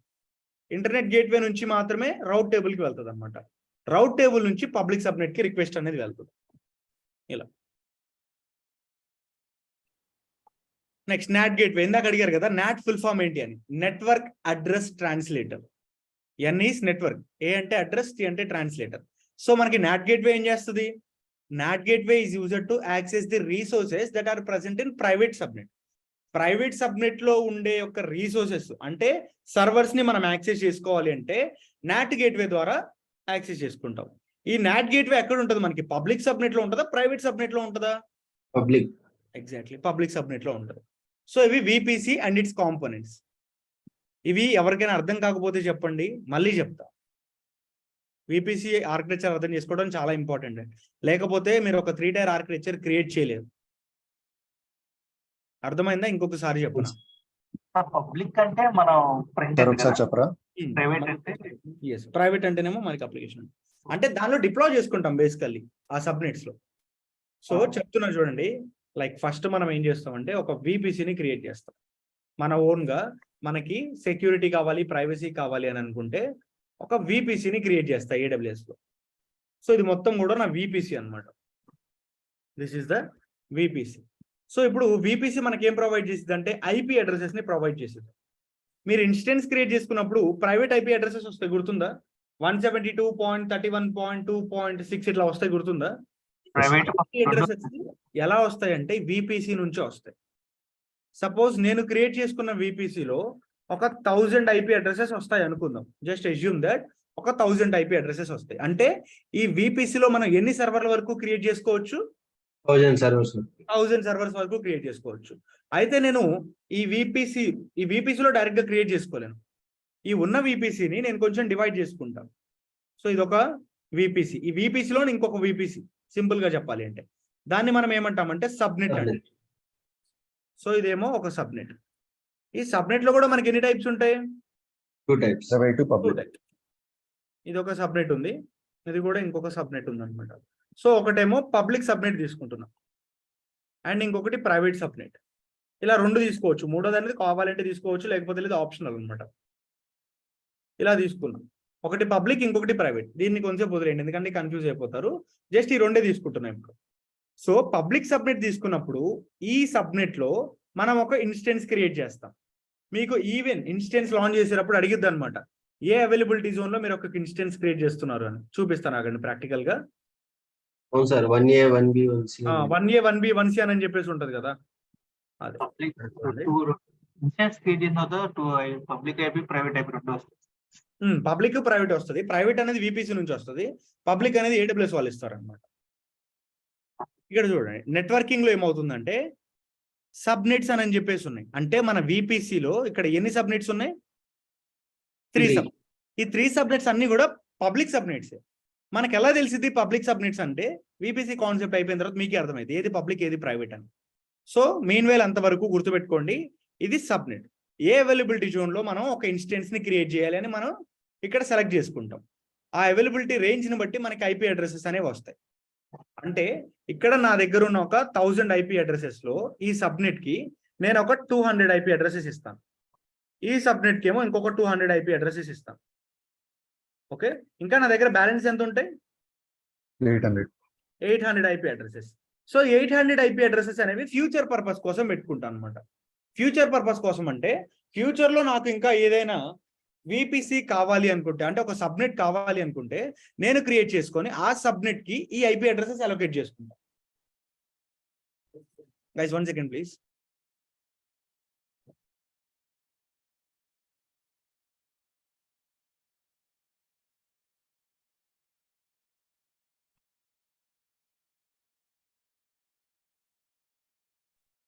యా, సో ఫ్యూచర్లో నాకు ఏమైనా అవసరం ఉండి నేను ఇంకొక సబ్నెట్ క్రియేట్ చేసుకుంటే దానికి మనం ఐపీ అడ్రసెస్ అలొకేట్ చేయాలి కదా, చేయాలా? కొత్తగా యూజర్స్ వస్తే అవును సార్. అందుకని నేను ఏం చేస్తానంటే ఫ్యూచర్ పర్పస్ కోసం కొంచెం రిజర్వ్ చేసుకొని పెట్టుకున్నాను అనమాట. సో ఇప్పుడు ఈ సబ్నెట్ పబ్లిక్ సబ్నెట్ లో నేను ఎన్ని సర్వర్స్ వరకు క్రియేట్ చేసుకోవచ్చు? 200. సో 200. ప్రస్తుతానికి నేను ఒకటే సర్వర్ క్రియేట్ చేసుకుంటున్నాను. ఈ సర్వర్ లో నేను ఏం చేస్తానంటే ఒక వెబ్ సర్వర్ని, అంటే అపాచీ సర్వర్ని తీసుకుంటాం. ఒక నిమిషం దీని కలర్ చేంజ్ చేద్దాం. అపాచీ సర్వర్ క్రియేట్ చేసి దీనిలో నా అప్లికేషన్ కి సంబంధించిన లాగిన్ పేజ్ పెడతాను. ఇప్పుడు ఈ లాగిన్ పేజ్ మీరందరూ కూడా యాక్సెస్ చేసుకోవాలి అనుకుంటున్నాం. ఇప్పుడు మీరు అందరూ యాక్సెస్ చేసుకోవాలంటే ఎలా యాక్సెస్ చేసుకుంటారండి? ప్రతి ఒక్కళ్ళు కూడా user ID password. No internet internet gateway. So నా యొక్క విపిసికి ఇంటర్నెట్ కావాలి అంటే నేను ఐజీడబ్ల్యూ అనే ఒక కాంపోనెంట్ యూజ్ చేస్తాను. ఐజీడబ్ల్యూ ఏం చేస్తుంది? ఇంటర్నెట్ ని ప్రొవైడ్ చేసిద్ది అనమాట నా విపిసికి. మీకు ఇంటర్నెట్ ఎవరు ప్రొవైడ్ చేస్తారు? జియో వాళ్ళు, జియోనో లేకపోతే ఎయిర్టెల్ వాళ్ళు ప్రొవైడ్ చేస్తారు. మరి నా విపిసికి ఇంటర్నెట్ రిక్వెస్ట్లు రావాలి అంటే ఈ ఐజీడబ్ల్యూ హెల్ప్ చేసిద్ది అనమాట. ఓకే, సో మీరు ఇంటర్నెట్ నుంచి రిక్వెస్ట్ పంపిస్తారు నా అప్లికేషన్కి ఈ లాగిన్ పేజ్ వాడుకుందామని. అయితే ఇక్కడ ఇంటర్నెట్ నుంచి యాక్సెస్ చేసుకుంటారు, బట్ ఎవరెవరు యాక్సెస్ చేసుకోవాలి అని కూడా మనం ఇక్కడ డిఫైన్ చేస్తాం. అది ఎలాగా? త్రూ రౌట్ టేబుల్ ద్వారా. ఎస్, ఇక్కడ ఇంకొక కాంపోనెంట్ ప్లేస్ చేస్తాను విచ్ ఈస్ రౌట్ టేబుల్. ఇక్కడ రౌట్ టేబుల్లో నేను ప్రతి ఒక్కళ్ళు యాక్సెస్ చేసుకోవాలి అని డిఫైన్ చేయాలి అంటే 0.0.0.0/0. That means everyone. Rate table ఈ విధంగా రూల్ని డిస్క్రైబ్ చేస్తాను అనమాట. లేదు పర్టికులర్గా ఒక పర్సన్ మాత్రమే నాకు దాన్ని వాడుకోవాలి అంటే తనకు ఒక ఐపీ అడ్రస్ ఉంటుంది. మీ ఐపీ అడ్రస్ మీరు తెలుసుకోవాలి అంటే వెబ్సైట్ ఉంటుంది తెలుసా, whatismyIPaddress.com అని. ఆ ఐపీ అడ్రస్ నేను ఈ రౌట్ టేబుల్ పెడతాను. అప్పుడు ఓన్లీ ఇంటర్నెట్ నుంచి మీరు మాత్రమే లాగిన్ పేజ్ ని యాక్సెస్ చేసుకోగలరు అనమాట. ఈ సర్వర్ లో ఉండేది, బట్ అందరూ యాక్సెస్ చేసుకోవాలి కాబట్టి 0.0.0.0 తీసుకుందాం. నెక్స్ట్ తర్వాత ఒకళ్ళంటే 0.0.0.1 ఇస్తామా? వాళ్ళ ఐపీ అడ్రస్ ఇచ్చి /32 ఇస్తాం. ఆ నంబర్ కౌంటింగ్ అనేది నేను మీకు చెప్తాను ఆగండి. ఈ టాపిక్ అయిపోయిన తర్వాత సో మనకు కొన్ని క్యాలిక్యులేషన్స్ ఉంటాయి, ఐపీ అడ్రస్ ని ఎలా క్యాలిక్యులేట్ చేయాలి అని, అది చెప్తాను మీకు. ఓకే, సో ఇప్పుడు ఇంటర్నెట్ గేట్వే ప్లేస్ చేసి ప్రతి ఒక్కరికి లాగిన్ పేజ్ యాక్సెస్ ఇచ్చానండి. సో ఇక్కడ ఆల్రెడీ మీకు ఒక పర్సన్కి, ఇప్పుడు శశాంక్కి యాక్సెస్ ఉంది, తనకు ఆల్రెడీ అకౌంట్ ఉంటే తను యూజర్ నేమ్ అండ్ ఇంకా పాస్వర్డ్ ఇచ్చాడు. యూజర్ నేమ్ పాస్వర్డ్ ఇచ్చిన తర్వాత డెవలపర్స్ ఏం చేస్తాడు? ఇప్పుడు డెవలపర్ అనే అతను యూజర్ లాగిన్ ఐడి అండ్ ఇంకా పాస్వర్డ్ కరెక్ట్ అయితే తను అప్లికేషన్కి వెళ్ళాలి, ఈ అప్లికేషన్కి వెళ్ళాలి అని ఒక ఏపీఐ రాస్తాడు. తను ఏపీఐ రాస్తాడు, రాసినంత మాత్రాన మన రిక్వెస్ట్ అనేది పబ్లిక్ సబ్నెట్ నుంచి ప్రైవేట్ సబ్నెట్కి వెళ్ళదు. అది ఎలా చేయాలి? అప్పుడు మనం ప్రైవేట్ సబ్నెట్లో ఏం చేస్తామంటే అప్లికేషన్ ఇంకొక ఇన్స్టెన్స్ క్రియేట్ చేస్తాను. ఇక్కడ ప్రైవేట్ సబ్నెట్లో ఇంకొక ఇన్స్టెన్స్ క్రియేట్ చేసి ఇక్కడ టామ్ క్యాట్ అప్లికేషన్ సర్వర్ని సెటప్ చేసి ఇక్కడ అప్లికేషన్ పెడతాను. ఓకే, సో ఇప్పుడు ఏపీఐస్ గురించి వదిలేండి, అది మన పార్ట్ కాదు. సో మనం ఏం చేయాలి? రిక్వెస్ట్ని ఈ పబ్లిక్ సబ్నెట్ నుంచి ప్రైవేట్ సబ్నెట్కి పంపించాలి. ఓకేనా? సో పబ్లిక్ సబ్నెట్ నుంచి ప్రైవేట్ సబ్నెట్కి ఎలా పంపిస్తాము? Using which component? NAT. So private subnet లో ఉండే ఏదైనా ఒక రీసోర్స్ అంటే ఇన్స్టెన్స్ ఉంది కదా, ఆ ఇన్స్టెన్స్ ని మనం డైరెక్ట్ గా ఇంటర్నెట్ నుంచి యాక్సెస్ చేసుకోలేము. నాట్ గేట్వే ద్వారా యాక్సెస్ చేసుకుంటాం అనమాట. NAT, దీని కలర్ మారుద్దాం. నాట్ గేట్వే ద్వారా మాత్రమే దాన్ని యాక్సెస్ చేసుకుంటాం. సో ఈ నాట్ గేట్వే ఏం చేస్తుంది? లాగిన్ క్రెడెన్షియల్స్ కరెక్ట్ అయితే మనల్ని పబ్లిక్ సబ్నెట్ నుంచి ప్రైవేట్ సబ్నెట్ లో ఉన్న ఈ సర్వర్ కి తీసుకెళ్ళిద్ది అనమాట. ఇక్కడ టామ్ క్యాట్ లో అప్లికేషన్ మీరు యాక్సెస్ చేసుకుంటారు. మళ్ళీ లాగౌట్ అయిపోయారు అనుకోండి, then you can come back to the Apache server. అయితే ఇక్కడ కూడా డైరెక్ట్ గా కాదండి, ఇక్కడ కూడా ఒక రౌట్ టేబుల్ అనేది ఉంటుంది అనమాట. రౌట్ టేబుల్ ద్వారానే మనం ప్రతి ఒక్కరిని కూడా ఒక సబ్నెట్ నుంచి ఇంకొక సబ్నెట్ కి పంపించగలం. ఆర్టీ రౌట్ టేబుల్. ఓకేనా, ఇంతవరకు క్లియరా? ఈ రౌట్ టేబుల్ ఏమి ఇవ్వాలి ఇప్పుడు? 0.0.0.0 ఇవ్వాలా? ఇలా ఇస్తామా? లేదు సార్. నో. బ్లండర్ అస్సలు ఇవ్వకూడదు. ఎందుకంటే ఇలా ఇస్తే ప్రతి ఒక్కరు యాక్సెస్ చేసుకుంటారు కదా. సో ఇక్కడ ఏమి ఇవ్వాలి అంటే మన సర్వర్ ఇక్కడ ఉంది కదా, మన సర్వర్, ఈ సర్వర్ యొక్క ఐపీ అడ్రస్ ఇవ్వాలి. ఈ సర్వర్ యొక్క ఐపీ అడ్రస్ మీరు రౌట్ టేబుల్లో డిఫైన్ చేస్తే ఓన్లీ ఈ సర్వర్ నుంచి వచ్చే రిక్వెస్ట్లు మాత్రమే దీని లోపలికి వెళ్తాయి. వేరే సర్వర్ నుంచి లేదా ఇంటర్నెట్ నుంచి బయట రీసోర్సెస్ నుంచి మీకు రావన్నమాట. ఈ సర్వర్ నుంచి వచ్చే రిక్వెస్ట్ మాత్రమే, అంటే ప్రతి ఒక్కళ్ళు కూడా లాగిన్ అయినప్పుడు లాగిన్ పేజ్ నుంచి మాత్రమే ఇక్కడికి రావాలి అన్నప్పుడు ఈ సర్వర్ కి ఉండే ఐపీ అడ్రస్ ని రౌట్ టేబుల్లో ఇస్తాను. ఓకే, ఒకటే అవుతుంది కదా సార్? ఏంటండి? ఈ సర్వర్ కి ఒకటే ఉంటుంది కదా ఐపీ అడ్రస్. అప్పుడు సబ్నెట్ ఇస్తాము. సబ్నెట్ ఐపీ అడ్రస్ ఉంటుంది కదా, ఈ సబ్నెట్ లో మీరు ఇంకొక 4-5 తీసుకున్నారు అనుకోండి, ఐపీ అడ్రస్ ఇస్తాం. ఓకే, లేదా నాట్ గేట్వే అయినా ఇవ్వచ్చు. We can use the NAT gateway also. వేరే వాళ్ళు యాక్సెస్ చేసుకోవాలంటే అంటే రౌట్ టేబుల్ ద్వారా కదా? Yes, exactly. ఈ రౌట్ టేబుల్ మనం ఏం డిఫైన్ చేస్తాం? Either private subnet public subnet యొక్క ఐపీ అడ్రస్ ఇస్తాం, లేదా నాట్ గేట్వే అయినా ఇస్తాం. నాట్ గేట్వే తీసుకొని అటాచ్ చేయొచ్చు, బెస్ట్ అన్నమాట. ఇప్పుడు ఎవరైనా ఈ సర్వర్ లోపలికి రావాలంటే నాట్ గేట్వే ద్వారానే కదా రావాల్సింది. సో నాట్ గేట్వే తీసుకొచ్చి నేను ఈ రౌట్ టేబుల్ కి అటాచ్ చేస్తాను ఇలా. సో ఇది మనకి విపిసి ఆర్కిటెక్చర్. రియల్ టైంలో ఎగ్జాక్ట్ గా మనం ఇలానే వర్క్ చేస్తాం అనమాట. అండ్ డేటాబేస్ కి సపరేట్ గా ఒక సర్వర్ క్రియేట్ చేస్తాం, దీనిలో డేటాబేస్ ఇన్స్టాల్ చేస్తాం, అండ్ ఇది ప్రైవేట్ సబ్నెట్ లోనే చేయాలి. Hope you guys clear about this one, right? Public network చేయలేమా డేటా సెంటర్స్? ప్రైవేట్ ఎందుకు చేయాలి? పబ్లిక్ సబ్నెట్ లోనే చేశారనుకోండి, దానికి ఇంటర్నెట్ గేట్వే పెట్టాలి. ఇప్పుడు ఇంటర్నెట్ గేట్వే మీరు అప్లికేషన్ లో పెట్టారనుకోండి, డైరెక్ట్ అప్లికేషన్ యాక్సెస్ చేసుకుంటారు కదా. ఇక్కడ పబ్లిక్ ప్రైవేట్ అంటే డిఫరెన్స్ ఏంటి? జనరల్ గా పబ్లిక్ అంటే ఎనీవన్ కెన్ యాక్సెస్ 0.0.0.0 ఉంటుంది ఈ రౌట్ టేబుల్ కి. బట్ ప్రైవేట్ అలా కాదు. ప్రైవేట్ కి ఏంటంటే పర్టికులర్ గా మనం ఒక రౌట్ ని డిఫైన్ చేస్తాం. సబ్నెట్ అనేది మనం క్రియేట్ చేసినప్పుడు ఒకటే ఉంటుంది, బట్ మనం ఇచ్చే రౌట్ ని బట్టి మారిపోయింది అనమాట. మీరు ఇక్కడ 0.0.0.0 ఇచ్చారనుకోండి, అది పబ్లిక్ సబ్నెట్ అయింది. అదే మీరు 0.0.0.0 కాకుండా ఒక పర్టికులర్ ఐపీ అడ్రస్ లేదా నాట్ గేట్వేనో కనెక్ట్ చేశారనుకోండి, అది ప్రైవేట్ ఐపీ అడ్రస్ అయితే అనమాట, అది ప్రైవేట్ సబ్నెట్ అయితే అనమాట. సబ్నెట్ మనం క్రియేట్ చేసినప్పుడు రెండు ఒకటే, పబ్లిక్ అయినా ప్రైవేట్ అయినా ఒకటే, బట్ మనం ఇచ్చే రౌట్ ని బట్టి అది పబ్లిక్ గా ప్రైవేట్ అని డిఫైన్ చేసుకుంటుంది. Okay, next can we move to the next topic? yes sir.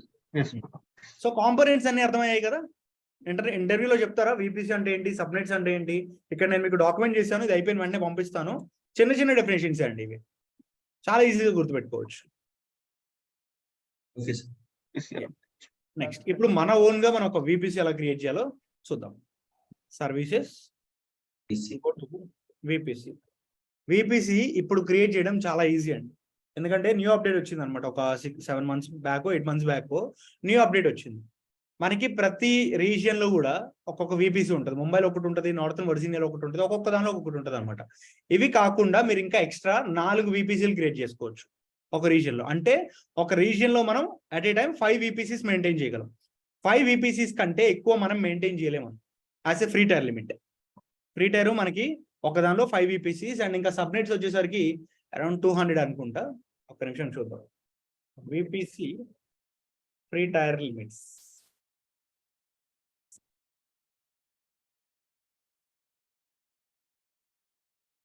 Reason specific ఉంటాయా sir VPC? Region specific VPC అన్నది.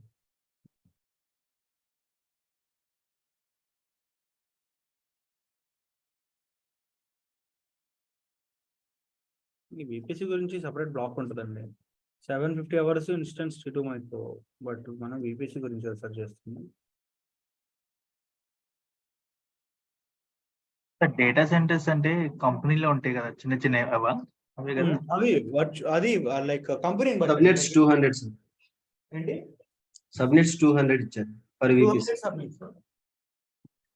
ఇక్కడ ఉంది చూడండి, సబ్నెట్స్ ఏమో 200 ఉన్నాయి, విపిసి పర్ రీజియన్ ఏమో 500 ఉన్నాయి అనమాట. తర్వాత CIDR blocks and IPv4 IPv6 కూడా మీకు 5 వరకు తీసుకోవచ్చు. అండ్ మీరు అడ్జస్ట్ చేసుకోవాలంటే ఇక్కడ అప్ టు 50. ఒకవేళ మీరు వీటిని అడ్జస్ట్ చేసుకోవాలంటే డిపెండ్స్ ఆన్ ది కాస్ట్, మనం పెట్టుకునే కాస్ట్ ని బట్టి అనమాట. బట్ మీరైతే మోస్ట్లీ 2 లేదా 3 అంతకంటే ఎక్కువ మెయింటైన్ చేయొద్దు. ఎందుకంటే ఇప్పటికీ చాలా వాడాము, T2 మీడియంస్ కొన్నిసార్లు వాడాము. సో బిల్లింగ్ పడే ఛాన్సెస్ ఉంటుంది. సో ఎంతవరకు కావాలో అంతవరకే క్రియేట్ చేసుకొని రిమైనింగ్ డిలీట్ చేసేయండి. సో ఫస్ట్ ఆఫ్ ఆల్ ఒక VPC క్రియేట్ చేద్దాం. VPC క్రియేట్ చేసినప్పుడు మీకు ఇక్కడ 2 ఆప్షన్స్ ఉంటాయి, VPC only, VPC and more అని చెప్పేసి. VPC అండ్ మోర్ వచ్చింది చూసారా, ఇది రీసెంట్ గా వచ్చిన అప్డేట్, ఒక 6 months బ్యాక్ వచ్చింది, అంతకు ముందు లేదు. అయితే ఇంతకు ముందు మనం VPCని ఒకసారి, సబ్నెట్స్ని ఒకసారి, next internet gateways, route tables, వీటన్నిటిని మనం ఇండివిజువల్ గా క్రియేట్ చేసుకొని ఒకదానితో ఒకటి లింక్ చేసుకోవాల్సి వచ్చేది. బట్ ఇప్పుడు ఆటోమేషన్ అయిపోయింది అనమాట. వన్స్ మీరు ఇక్కడ ఇవన్నీ మీ రిక్వైర్మెంట్స్ అని ఇచ్చారు అనుకోండి, ఆటోమేటిక్ గా మీకు VPC and VPC, subnets, internet gateways, route tables అన్ని క్రియేట్ అయిపోయి ఒకదానితో ఒకటి అటాచ్ అయిపోతాయి. చూడండి ఇక్కడ VPC ఉందా, subnets, route tables, internet gateways ఇవన్నీ క్రియేట్ అయిపోయి ఆటోమేటిక్ గా మీకు ఒకదానితో ఒకటి కనెక్ట్ కూడా అయిపోతాయి. అయితే నేను మీకు 2 విధాలుగా చెప్తాను. బట్ కాకపోతే మీకు ఫస్ట్ ఇక్కడ CIDR బ్లాక్స్ గురించి తెలిసి ఉండాలి. CIDR blocks in the sense, first మనకు ఒక ఫార్ములా ఉంటుంది. VPC మనకి IP అడ్రసెస్ ని ప్రొవైడ్ చేస్తుంది అని చెప్పాను, గుర్తుందా? అవును సార్. IP అడ్రసెస్ మనకి 2 types ఆఫ్ IP అడ్రసెస్ ఉంటాయి. IPv4 ఒకటి ఉంటుంది, IPv6 ఉంటుంది. IPv4 కి IPv6 కి డిఫరెన్స్ తెలుసా? V6 రోబోటిక్ సంథింగ్ దేనికో వాడతారని idea. Internet protocol version 4, internet protocol version 6 అంటాం యూజువల్లీ. సో వీటి IP అడ్రసెస్ ఎలా ఉంటాయంటే 172.87.96.5 ఈ విధంగా ఉంటాయి. అదే IPv6 అనుకోండి 17AF:78YT:A56Y: నెక్స్ట్ 98UB ఈ విధంగా ఉంటుంది అనమాట. సో IPv4 లో ఏంటంటే మనకి 4 bits ఉంటాయి, ఇక్కడ కూడా 4 bits ఉంటాయి. కాకపోతే ఇక్కడ ఓన్లీ నెంబర్స్ మాత్రమే ఉంటాయి, ఇక్కడ ఆల్ఫా న్యూమరికల్ క్యారెక్టర్స్ ఉంటాయి అన్నమాట. అండ్ ఇక్కడ ఒక బిట్ ఇంకొక బిట్ మనకి ఎలా డివైడ్ అవుతుంది, డాట్ తో డివైడ్ అవుతుంది. బట్ ఇక్కడ చూసుకున్నట్లయితే మీకు షిఫ్ట్ కాలమ్ తో డివైడ్ అవుతుంది అనమాట. సో ఇలా డిఫరెన్సెస్ ఉంటాయి. AWS అనేది మనకి IPv4 మాత్రమే సపోర్ట్ చేసిద్ది, IPv6 సపోర్ట్ చేయదండి. ప్రస్తుతానికి మనం IPv4 గురించి మాత్రమే మాట్లాడుతున్నాం. సో హియర్ ద VPC మనకి IP అడ్రసెస్ ని జనరేట్ చేసిద్ది అని చెప్పాను. బట్ ఎన్ని IP అడ్రసెస్ జనరేట్ చేసిద్ది అంటే depends upon the limit that we are taken. మనకు ఒక ఫార్ములా ఉంటుందండి, 2n-32, 2n-32 ఇది మనకి ఫార్ములా అనమాట, గుర్తుపెట్టుకోండి. అయితే మనం ఇప్పుడు 32 బిట్ వాడుతున్నాం మోస్ట్లీ. IPv4 అంటే మోస్ట్లీ 32 బిట్ వస్తుంది IPv4. సో ఇప్పుడు సపోజ్ మీరు n వాల్యూ 32 తీసుకున్నారనుకోండి, మీ VPCకి కావాల్సిన IP అడ్రసెస్ గురించి చెప్తున్నా. n వాల్యూ 32 అయితే సో ఇప్పుడు 2 పవర్ ఆఫ్ 32 - 32 అంటే ఎంత అండి? 0. 2 పవర్ 0. సో 2 పవర్ 0 అంటే ఎంత? 1. సో ఓన్లీ ఒక IP అడ్రస్ మాత్రమే మీ VPCకి వచ్చింది. మీ VPCకి 1 IP అడ్రస్ వస్తుంది అనమాట. ఒకవేళ మీరు n = 31 తీసుకున్నట్లయితే సో 2 పవర్ ఆఫ్ 31 - 32. ఒక నిమిషం ఆగండి, ఇక్కడ ఫార్ములా 32 - n. ఎస్, బేసికల్ ఇక్కడ తప్పు రాశాను, 1 సెకండ్. సో ఇది కాదు, 2 పవర్ 32 - n అనమాట. ఓకే, సో ఆ విధంగా మనం ఇక్కడ చూసుకున్నట్లయితే 2 పవర్ 32 - 31 అంటే ఎంత? 1 వస్తుంది. 2 అంతే. = 2 పవర్ 1. సో 2 పవర్ 1 అంటే వాల్యూ ఎంత? 2. 2 పవర్ 1 అంటే 2. సో 2 పవర్ 1 అంటే 2 అండి. 2 IP అడ్రసెస్ వస్తాయి. మరి ఒక VPCలో మనకి 2 IP అడ్రసెస్ సరిపోతాయా? లేదు. సో n = 30 తీసుకోండి. సో 2 పవర్ 30 - 32 అంటే ఎంత? 32 2 పవర్ 4 వస్తాయి. అంటే 2 స్క్వేర్ అంటే ఎన్ని IP అడ్రసెస్ వస్తాయి? 4 IP. ఇవి కూడా సరిపోవు. తర్వాత n = 29 తీసుకుంది. సో 29 అంటే ఎంత? 8 IP అడ్రసెస్ వస్తాయి ఇంచుమించు. అదే మీరు n = 28 తీసుకున్నట్లయితే 16 IP అడ్రసెస్ వస్తాయి. అండ్ n = 27 తీసుకుంటే 64 IP. 32. 32 ఓకే, 32 అయిపోయింది. 32 64 32 sir. 2.5. Okay, so 32 IP addresses ఈ విధంగా వస్తాయి అన్నమాట. బట్ మనకి AWS వాళ్ళు ఎంత ప్రిఫర్ చేస్తారంటే n ఈజ్ ఈక్వల్ టు 16 తీసుకోమని చెప్తారు. n ఈజ్ ఈక్వల్ టు 16 ఇది ప్రిఫర్ చేస్తారనమాట.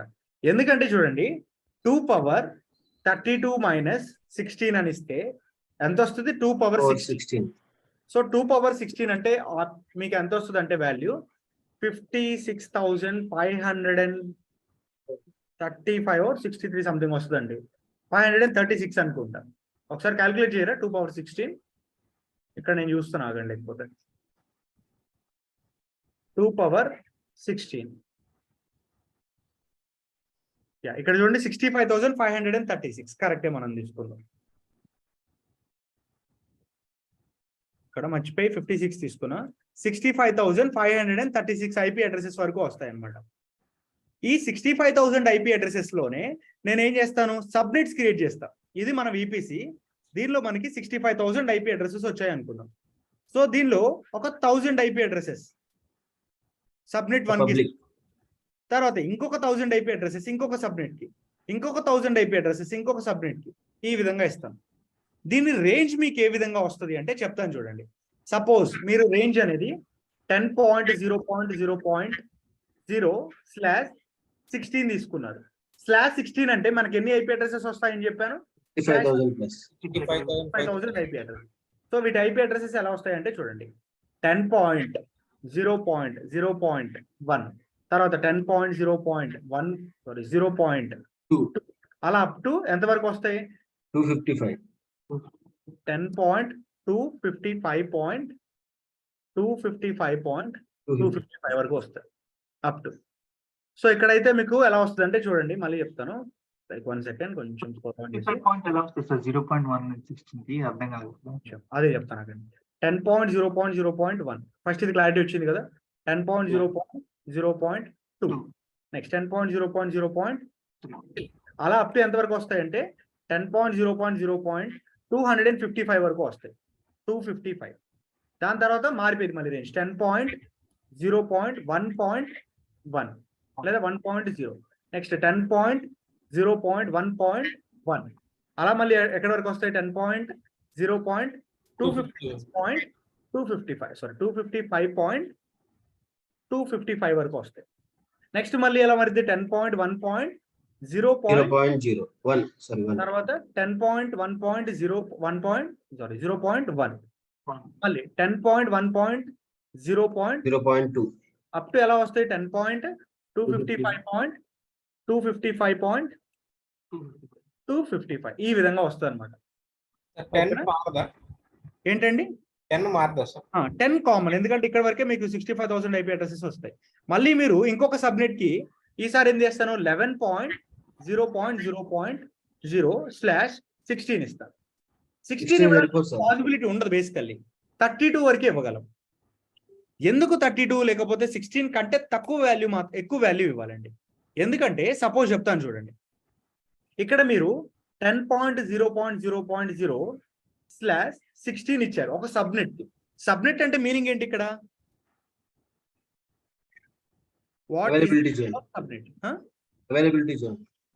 నో సబ్నెట్ అంటే ఏంటి?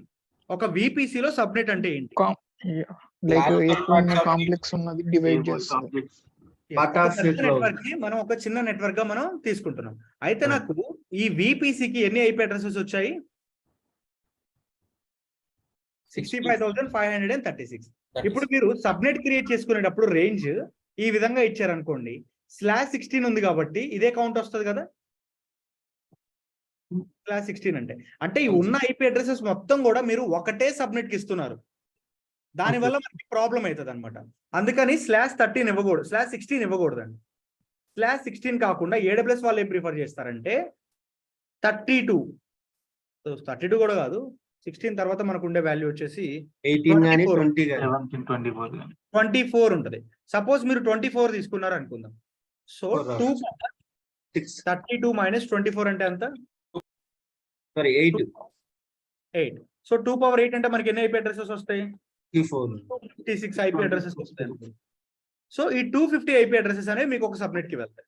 అట్లా మీరు ఇక్కడ తీసుకునే వాల్యూని బట్టి మీకు ఐపీ అడ్రసెస్ అనేవి వస్తాయి ఆ సబ్నెట్ లో ఇన్స్టెన్సెస్ కి. అర్థమైందా? దీనిలో ఏమైనా కన్ఫ్యూజ్ అవుతున్నారా? కన్ఫ్యూజ్ అవుతున్నారండి చెప్పండి, మళ్ళీ ఇంకొకసారి ఎక్స్ప్లెయిన్ చేస్తా. 16 ఇప్పుడు 16 తీసుకుంటే అవ్వదా సార్? 16 తీసుకుంటే అయ్యిద్ది, బట్ ఉన్న 16 తీసుకుంటే మనకి ఎన్ని ఐపీ అడ్రసెస్ వస్తాయి చెప్పండి మీరు? 65,000. మనకి VPC లో ఉన్నాయి 65,000. అంటే ఉన్న 65,000 మొత్తం కూడా నువ్వు ఒకటే సబ్నెట్ కి ఇచ్చావు అనుకో, నెక్స్ట్ సబ్నెట్ క్రియేట్ చేసుకుంటే దానికి ఐపీ అడ్రసెస్ ఉన్నాయి నీ దగ్గర ఇవ్వడానికి? 16,017 నుంచి తీసుకోవచ్చా? ఎంతైనా 17 నుంచి తీసుకోవచ్చు, బట్ మీకు తర్వాత ఫ్యూచర్ లో ప్రాబ్లం అయింది. సో నేను మీకు సింపుల్ గా చెప్తాను చూడండి. ఇది మన VPC అన్నమాట. ఈ VPC లో మనకి ఎన్ని ఐపీ అడ్రసెస్ వస్తున్నాయి? 65,536. అది కూడా ఎందుకు వచ్చింది? మనం n = 16 తీసుకోవటం వల్ల.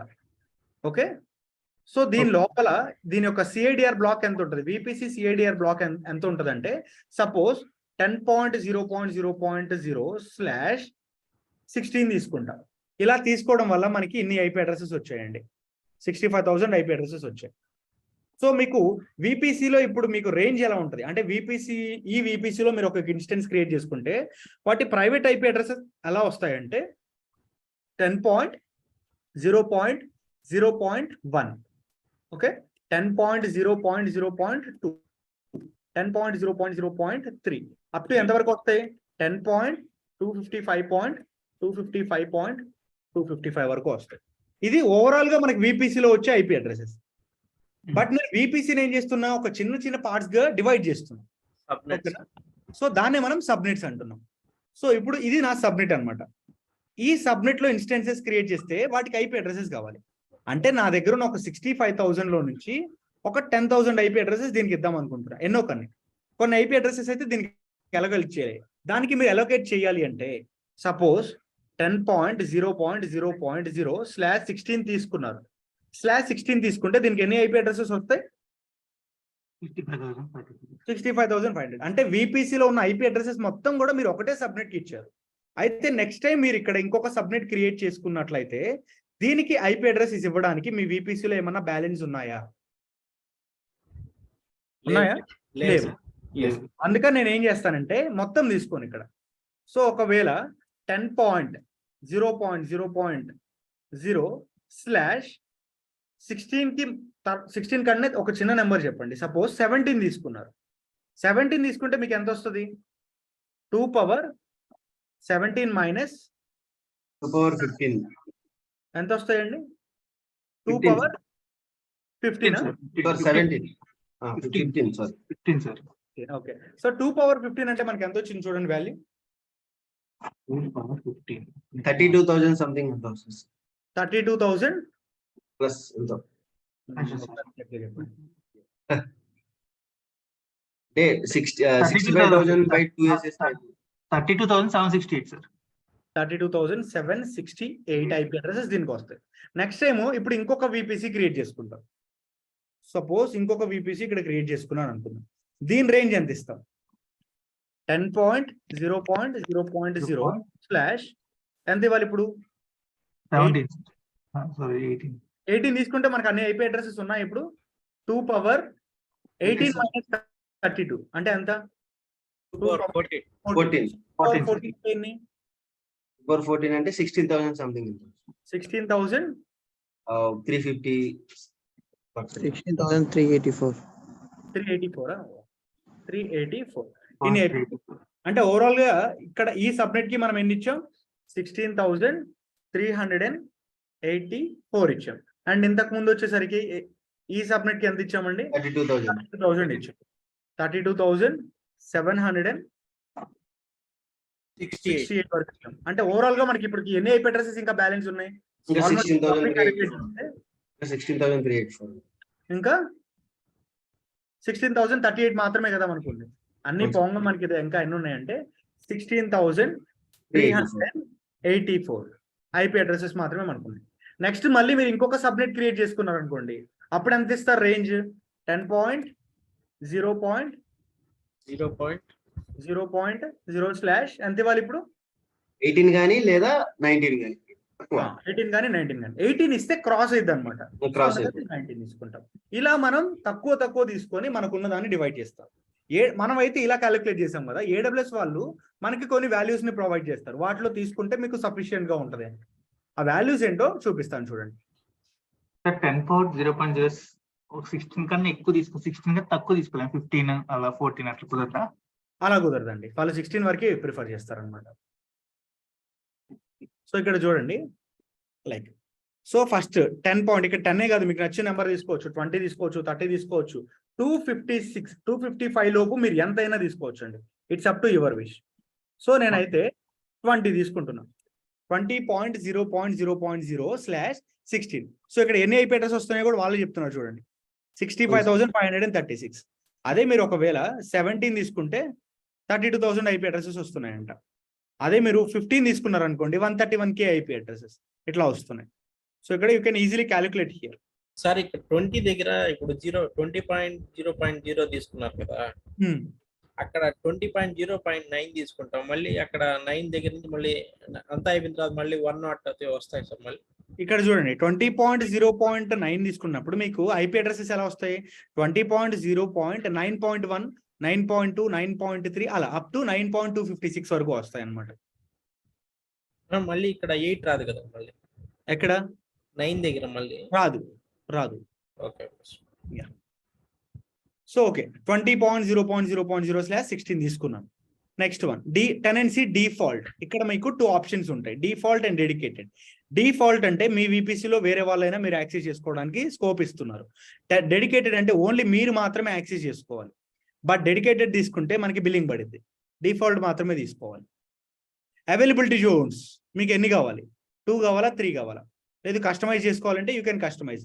వాటి నేమ్స్ కూడా మీరు ఇవ్వచ్చు, 1A 1C. So 2 availability Jones తీసుకుంటున్నా ఇక్కడ.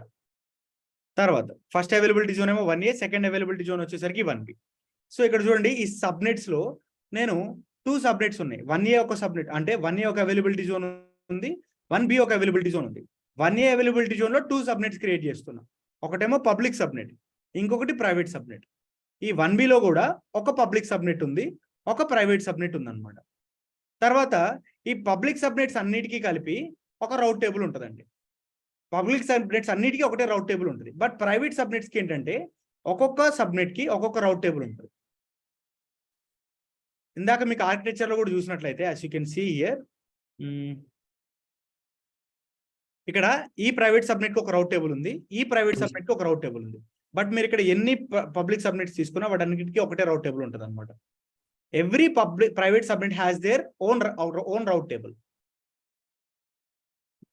సో ఇక్కడ కూడా అదే చేసాం. నెక్స్ట్ తర్వాత network connections. So network connections అంటే ఇంటర్నెట్ గేట్వే. సో మనకి ఇంటర్నెట్ గేట్వే ఎక్కడ ఇస్తాం, పబ్లిక్ సబ్నెట్ కి మాత్రమే ఇస్తాం.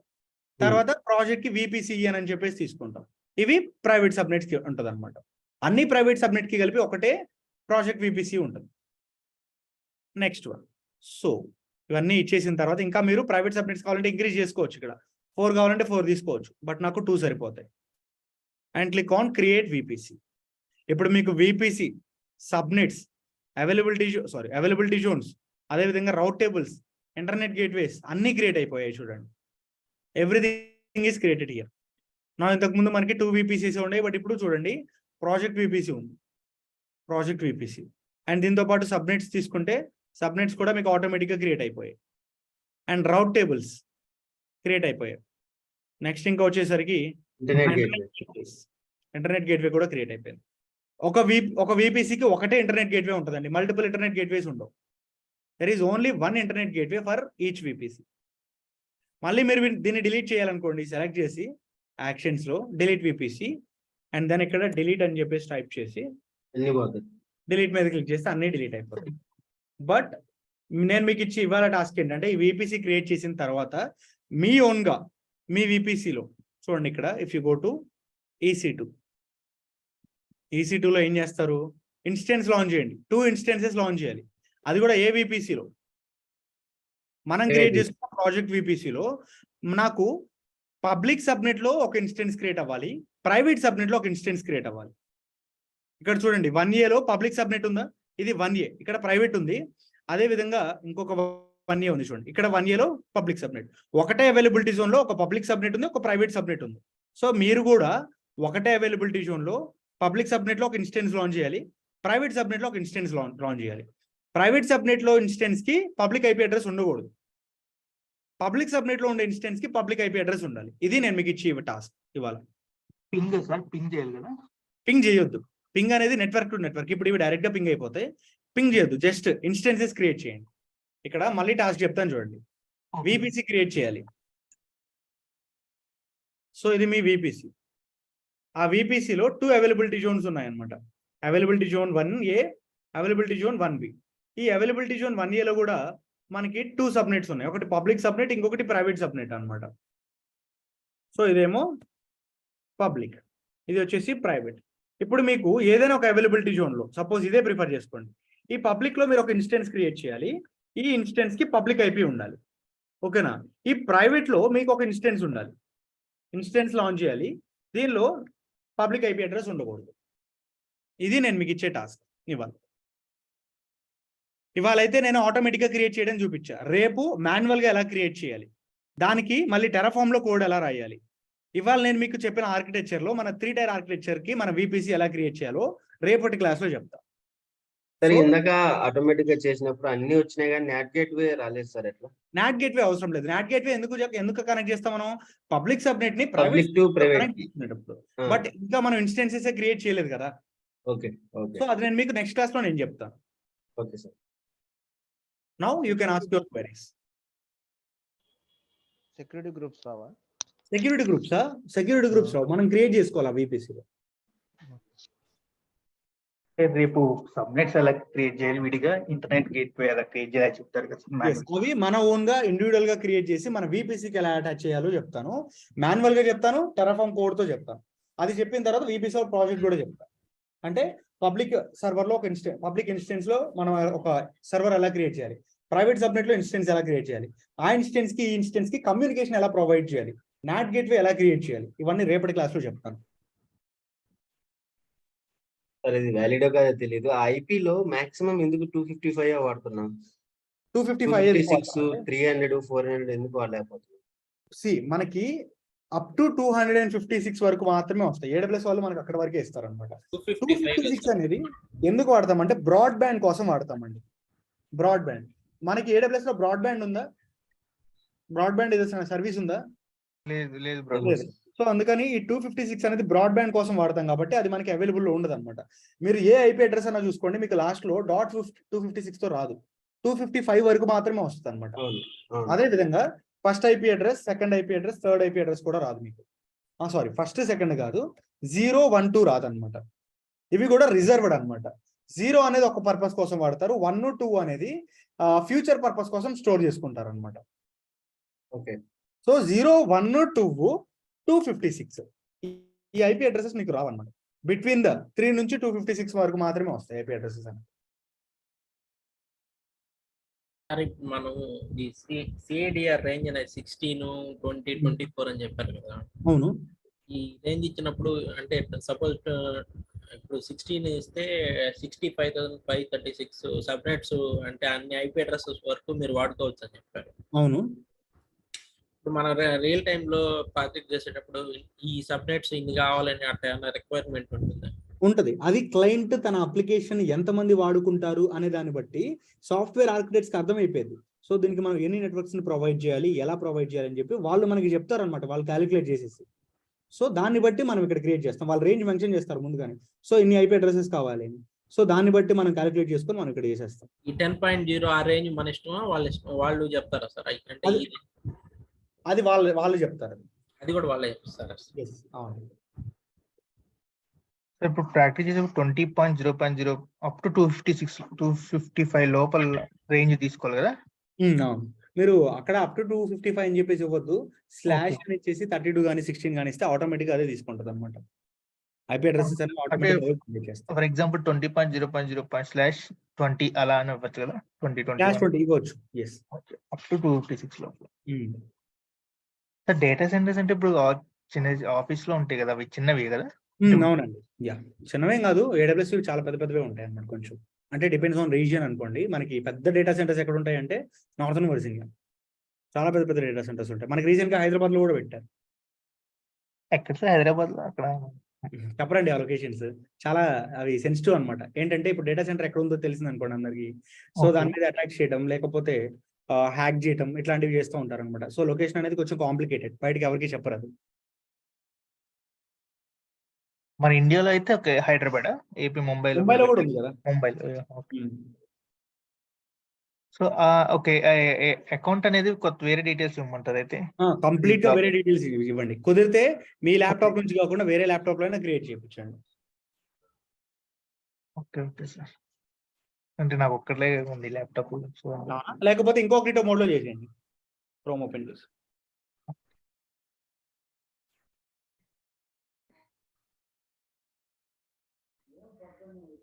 ఇంకా ఎనీ మోర్ డౌట్స్? సరే, ఈ టెర్రాఫార్మ్ కుబర్నెటిస్ అడ్వాన్స్ క్లాస్ అన్నారు ఎప్పుడు? అది ఇంకా స్టార్ట్ చేయలేదండి. బేసికల్లీ లైక్ శ్రీనివాస్ గారు ఏదో ఊరు వెళ్తానని చెప్పేసి అన్నారు. మేబీ వచ్చిన తర్వాత కూర్చొని డిస్కస్ చేయాలి. సో ఈ మంత్ లో అయితే ఖచ్చితంగా స్టార్ట్ అయింది, బట్ డేట్ అనేది ఇంకా కన్ఫర్మ్ అవ్వలేదు. బట్ ఈ మంత్ లో పక్కా స్టార్ట్ అవుతుంది. సార్ క్యూబర్నెటిక్స్ మొత్తం మీరు చెప్పచ్చు ఇన్ డెప్త్ గా, దానికి మళ్ళీ వేరే సపరేట్ క్లాస్ ఉంది. అంటే క్యూబర్నెటిస్ లో నేను వర్క్ చేయలేదండి. బేసికల్లీ నాకు అది దానిలో కొంచెం వరకు మాత్రమే తెలుసు అనమాట. డాకర్ లో చేసాం కానీ క్యూబర్నెటిస్ లో చేయలేదు. రియల్ టైం హ్యాండ్స్ ఆన్ లేకుండా చెప్పడం అనేది అంత ఫేర్ కాదు కదా. సార్ S3 నోట్స్ ఇవ్వరా? S3 నోట్సా? ఈ AWS నోట్స్ ప్రిపేర్ చేయమండి మేము, ఎందుకంటే AWS లో ఎప్పటికప్పుడు అప్డేట్స్ వస్తూ ఉంటాయి. ఇప్పుడు ఒక అప్డేట్ వచ్చింది అనుకోండి, నెక్స్ట్ అసలు యూజర్ ఇంటర్ఫేస్ మొత్తం మారిపోతుంది అనమాట. సో దీనికి ఎప్పుడు కాన్స్టెంట్ గా ఒకటే ఉండదు. సో అందుకే నోట్స్ అనేది ఎప్పుడు ప్రిఫర్ చేయమన్నమాట. దట్టు అంతా GUI కదా. ఓకే, ఇంటర్వ్యూ క్వశ్చన్ అడుగుతారు కదా S3 గురించి ఇంటర్వ్యూ క్వశ్చన్స్ అంటే అవి నేను ఇస్తాను. నేను లాస్ట్ AWS కి సంబంధించిన మొత్తం ఇంటర్వ్యూ క్వశ్చన్స్ ఇచ్చేస్తాను మీకు. సార్ S3 అంతవరకు నిన్న చెప్పారు, అంతవరకు సరిపోద్దా? ఇవాళ చెప్పింది కూడా చూడండి. సో ఇంటర్వ్యూలో లైక్ స్టోరేజ్ క్లాసెస్ అడుగుతారు. వాటి స్టోరేజ్ క్లాసెస్ మీకు ఏమేమి తెలుసు అని అది ఒకసారి చూసుకోండి. ఇంటిగ్రేషన్ పార్ట్ అనేది మోస్ట్లీ ఇంటర్వ్యూలో అడగరు, నేను చెప్పినంత వరకు సరిపోయింది. సో S3ని మీరు మీ ప్రాజెక్ట్లో ఎక్కడ వాడారు అని అడుగుతారు. అప్పుడు ఇవాళ చెప్పింది చెప్పండి. సో మేము తీసుకెళ్లి జెన్కిన్స్ తో ఇంటిగ్రేట్ చేస్తాము, సో అక్కడ ఉన్న వేర్ ఫైల్స్ ని స్టోర్ చేసుకుంటామని చెప్పేసి చెప్పండి. సార్ ఈ క్లాస్ తీసుకోండి సార్, అసలు రెజ్యూమ్ ఎలా చేయాలి అంటే. తీసుకుంటానండి. ఐ థింక్ అది నేను మీకు ఈ వీకెండ్ ప్లాన్ చేద్దాం అనుకుంటున్నా. ఈ సాటర్డే ఖాళీగా ఉన్నాం అనుకోండి, resume preparation and career guidance అది వీకెండ్ ఖచ్చితంగా చేసేద్దాం. అంటే ముందు చెప్తే రెజ్యూమ్ అప్లోడ్ చేసుకుంటాము. ఇంకా ముందంటే మనకి సర్వీసెస్ అవ్వలేదు కదా. సో మోస్ట్లీ అప్పటికి మనకి కొన్ని సర్వీసెస్ అయితే అయిపోతాయి. వీకెండ్ ఒక రోజు తీసుకొని చేసేద్దాం అండి. అప్ టు 15 సర్వీసెస్ AWS లో? అవునండి. Okay then, so that's all from my end. If you don't route S3 అంటే ఏంటి సర్వీస్? ఏంటండి రౌట్ S3? రౌట్ S3 ఐడియా లేదండి అది. సార్ రౌట్ 53 కూడా ఉంది కదా, అది S3 వేరు, రౌట్ అది రౌట్ F3. రౌట్ 53 వేరు. రౌట్ 53 ఏం చేస్తుందంటే మన యొక్క ట్రాఫిక్ ని ఒక రీజియన్ నుంచి ఇంకొక రీజియన్ కి, ఒక అవైలబిలిటీ జోన్ లో నుంచి ఇంకొక అవైలబిలిటీ జోన్ కి అట్లా రౌట్ చేయడానికి మనకి యూజ్ చేస్తాం అనమాట. అండ్ ఇంకొకటి రౌట్ 53 వచ్చేసరికి DNS నేమ్స్ కూడా మనం అక్కడ పర్చేజ్ చేసుకోవచ్చు. అండ్ మీకు రౌట్ S3 అంటే దీనిలో కూడా DNS కోసమే. మనకి DNS హోస్ట్ నేమ్స్ అని ఉంటాయి, చూసారు ఎప్పుడైనా? మన ఇన్స్టెన్స్ కి జనరేట్ అవుతాయి. Public IPv for DNS host names, private IPv for DNS host names అని. అక్కడ DNS హోస్ట్ నేమ్ ని మీకు ఎనేబుల్ చేసినప్పుడు మాత్రమే మీకు అవి వస్తాయి.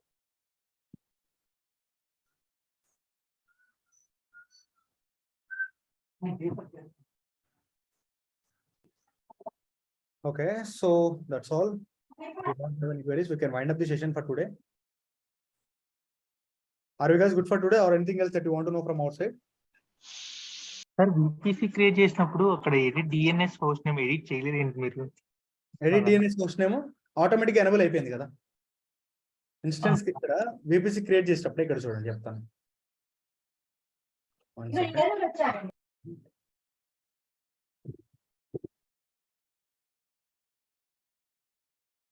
సో ఇప్పుడు మీరు VPC అని ఒక సర్వీస్కి వెళ్తే ఈ VPCs లో ప్రాజెక్ట్ ఇక్కడ క్రియేట్ చేసేటప్పుడు చూడండి, VPC అండ్ మోర్ సెలెక్ట్ చేసినప్పుడు DNS హోస్ట్ నేమ్ ఉందా, ఇది ఎనబుల్ లోనే ఉంది కదా. ఎనబుల్ లో ఉంటే మీకు ఆటోమేటిక్గా DNS నేమ్స్ వస్తాయి అనమాట. ఇంకా మనం ఎడిట్ చేసుకోవడం ఎందుకు. ఒకవేళ మీకు డిజేబుల్ ఉంటే అప్పుడు మీరు ఎడిట్ చేసుకొని ఎనబుల్ చేసుకోవచ్చు. అది మనకి ఏంటంటే డిఫాల్ట్ గా క్రియేట్ అంటే మాన్యువల్ గా క్రియేట్ చేసాం అనుకోండి, అప్పుడు ఎనబుల్ అవ్వవు. ఆటోమేటిక్ గా చేసినప్పుడు ఆటోమేటిక్ గా ఎనబుల్ అవుతుంది. దాన్ని మనం ఒకవేళ డిజేబుల్ ఉంటే ఎనబుల్ ఎలా చేయాలో చెప్తాను. అండ్ దీన్ని డిలీట్ చేయాలంటే go to actions, delete VPC. So ఇక్కడ డిలీట్ అని చెప్పి టైప్ చేసి డిలీట్, మొత్తం అన్ని రీసోర్సెస్ డిలీట్ అయిపోతాయి.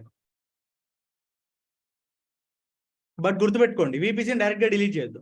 ఫస్ట్ వీపీసీకి సంబంధించి, అంటే వీపీసీకి అటాచ్ అయ్యి ఏవైతే రీసోర్సెస్ ఉంటాయో, అంటే ఇన్స్టెన్సెస్ కానీ సెక్యూరిటీ గ్రూప్స్ కానీ ఏవైతే ఉంటాయో వాటిని డిలీట్ చేసి ఆ తర్వాత వీపీసీని డిలీట్ చేయాలి, లేకపోతే మనకు ఎర్రర్ వస్తుంది అనమాట.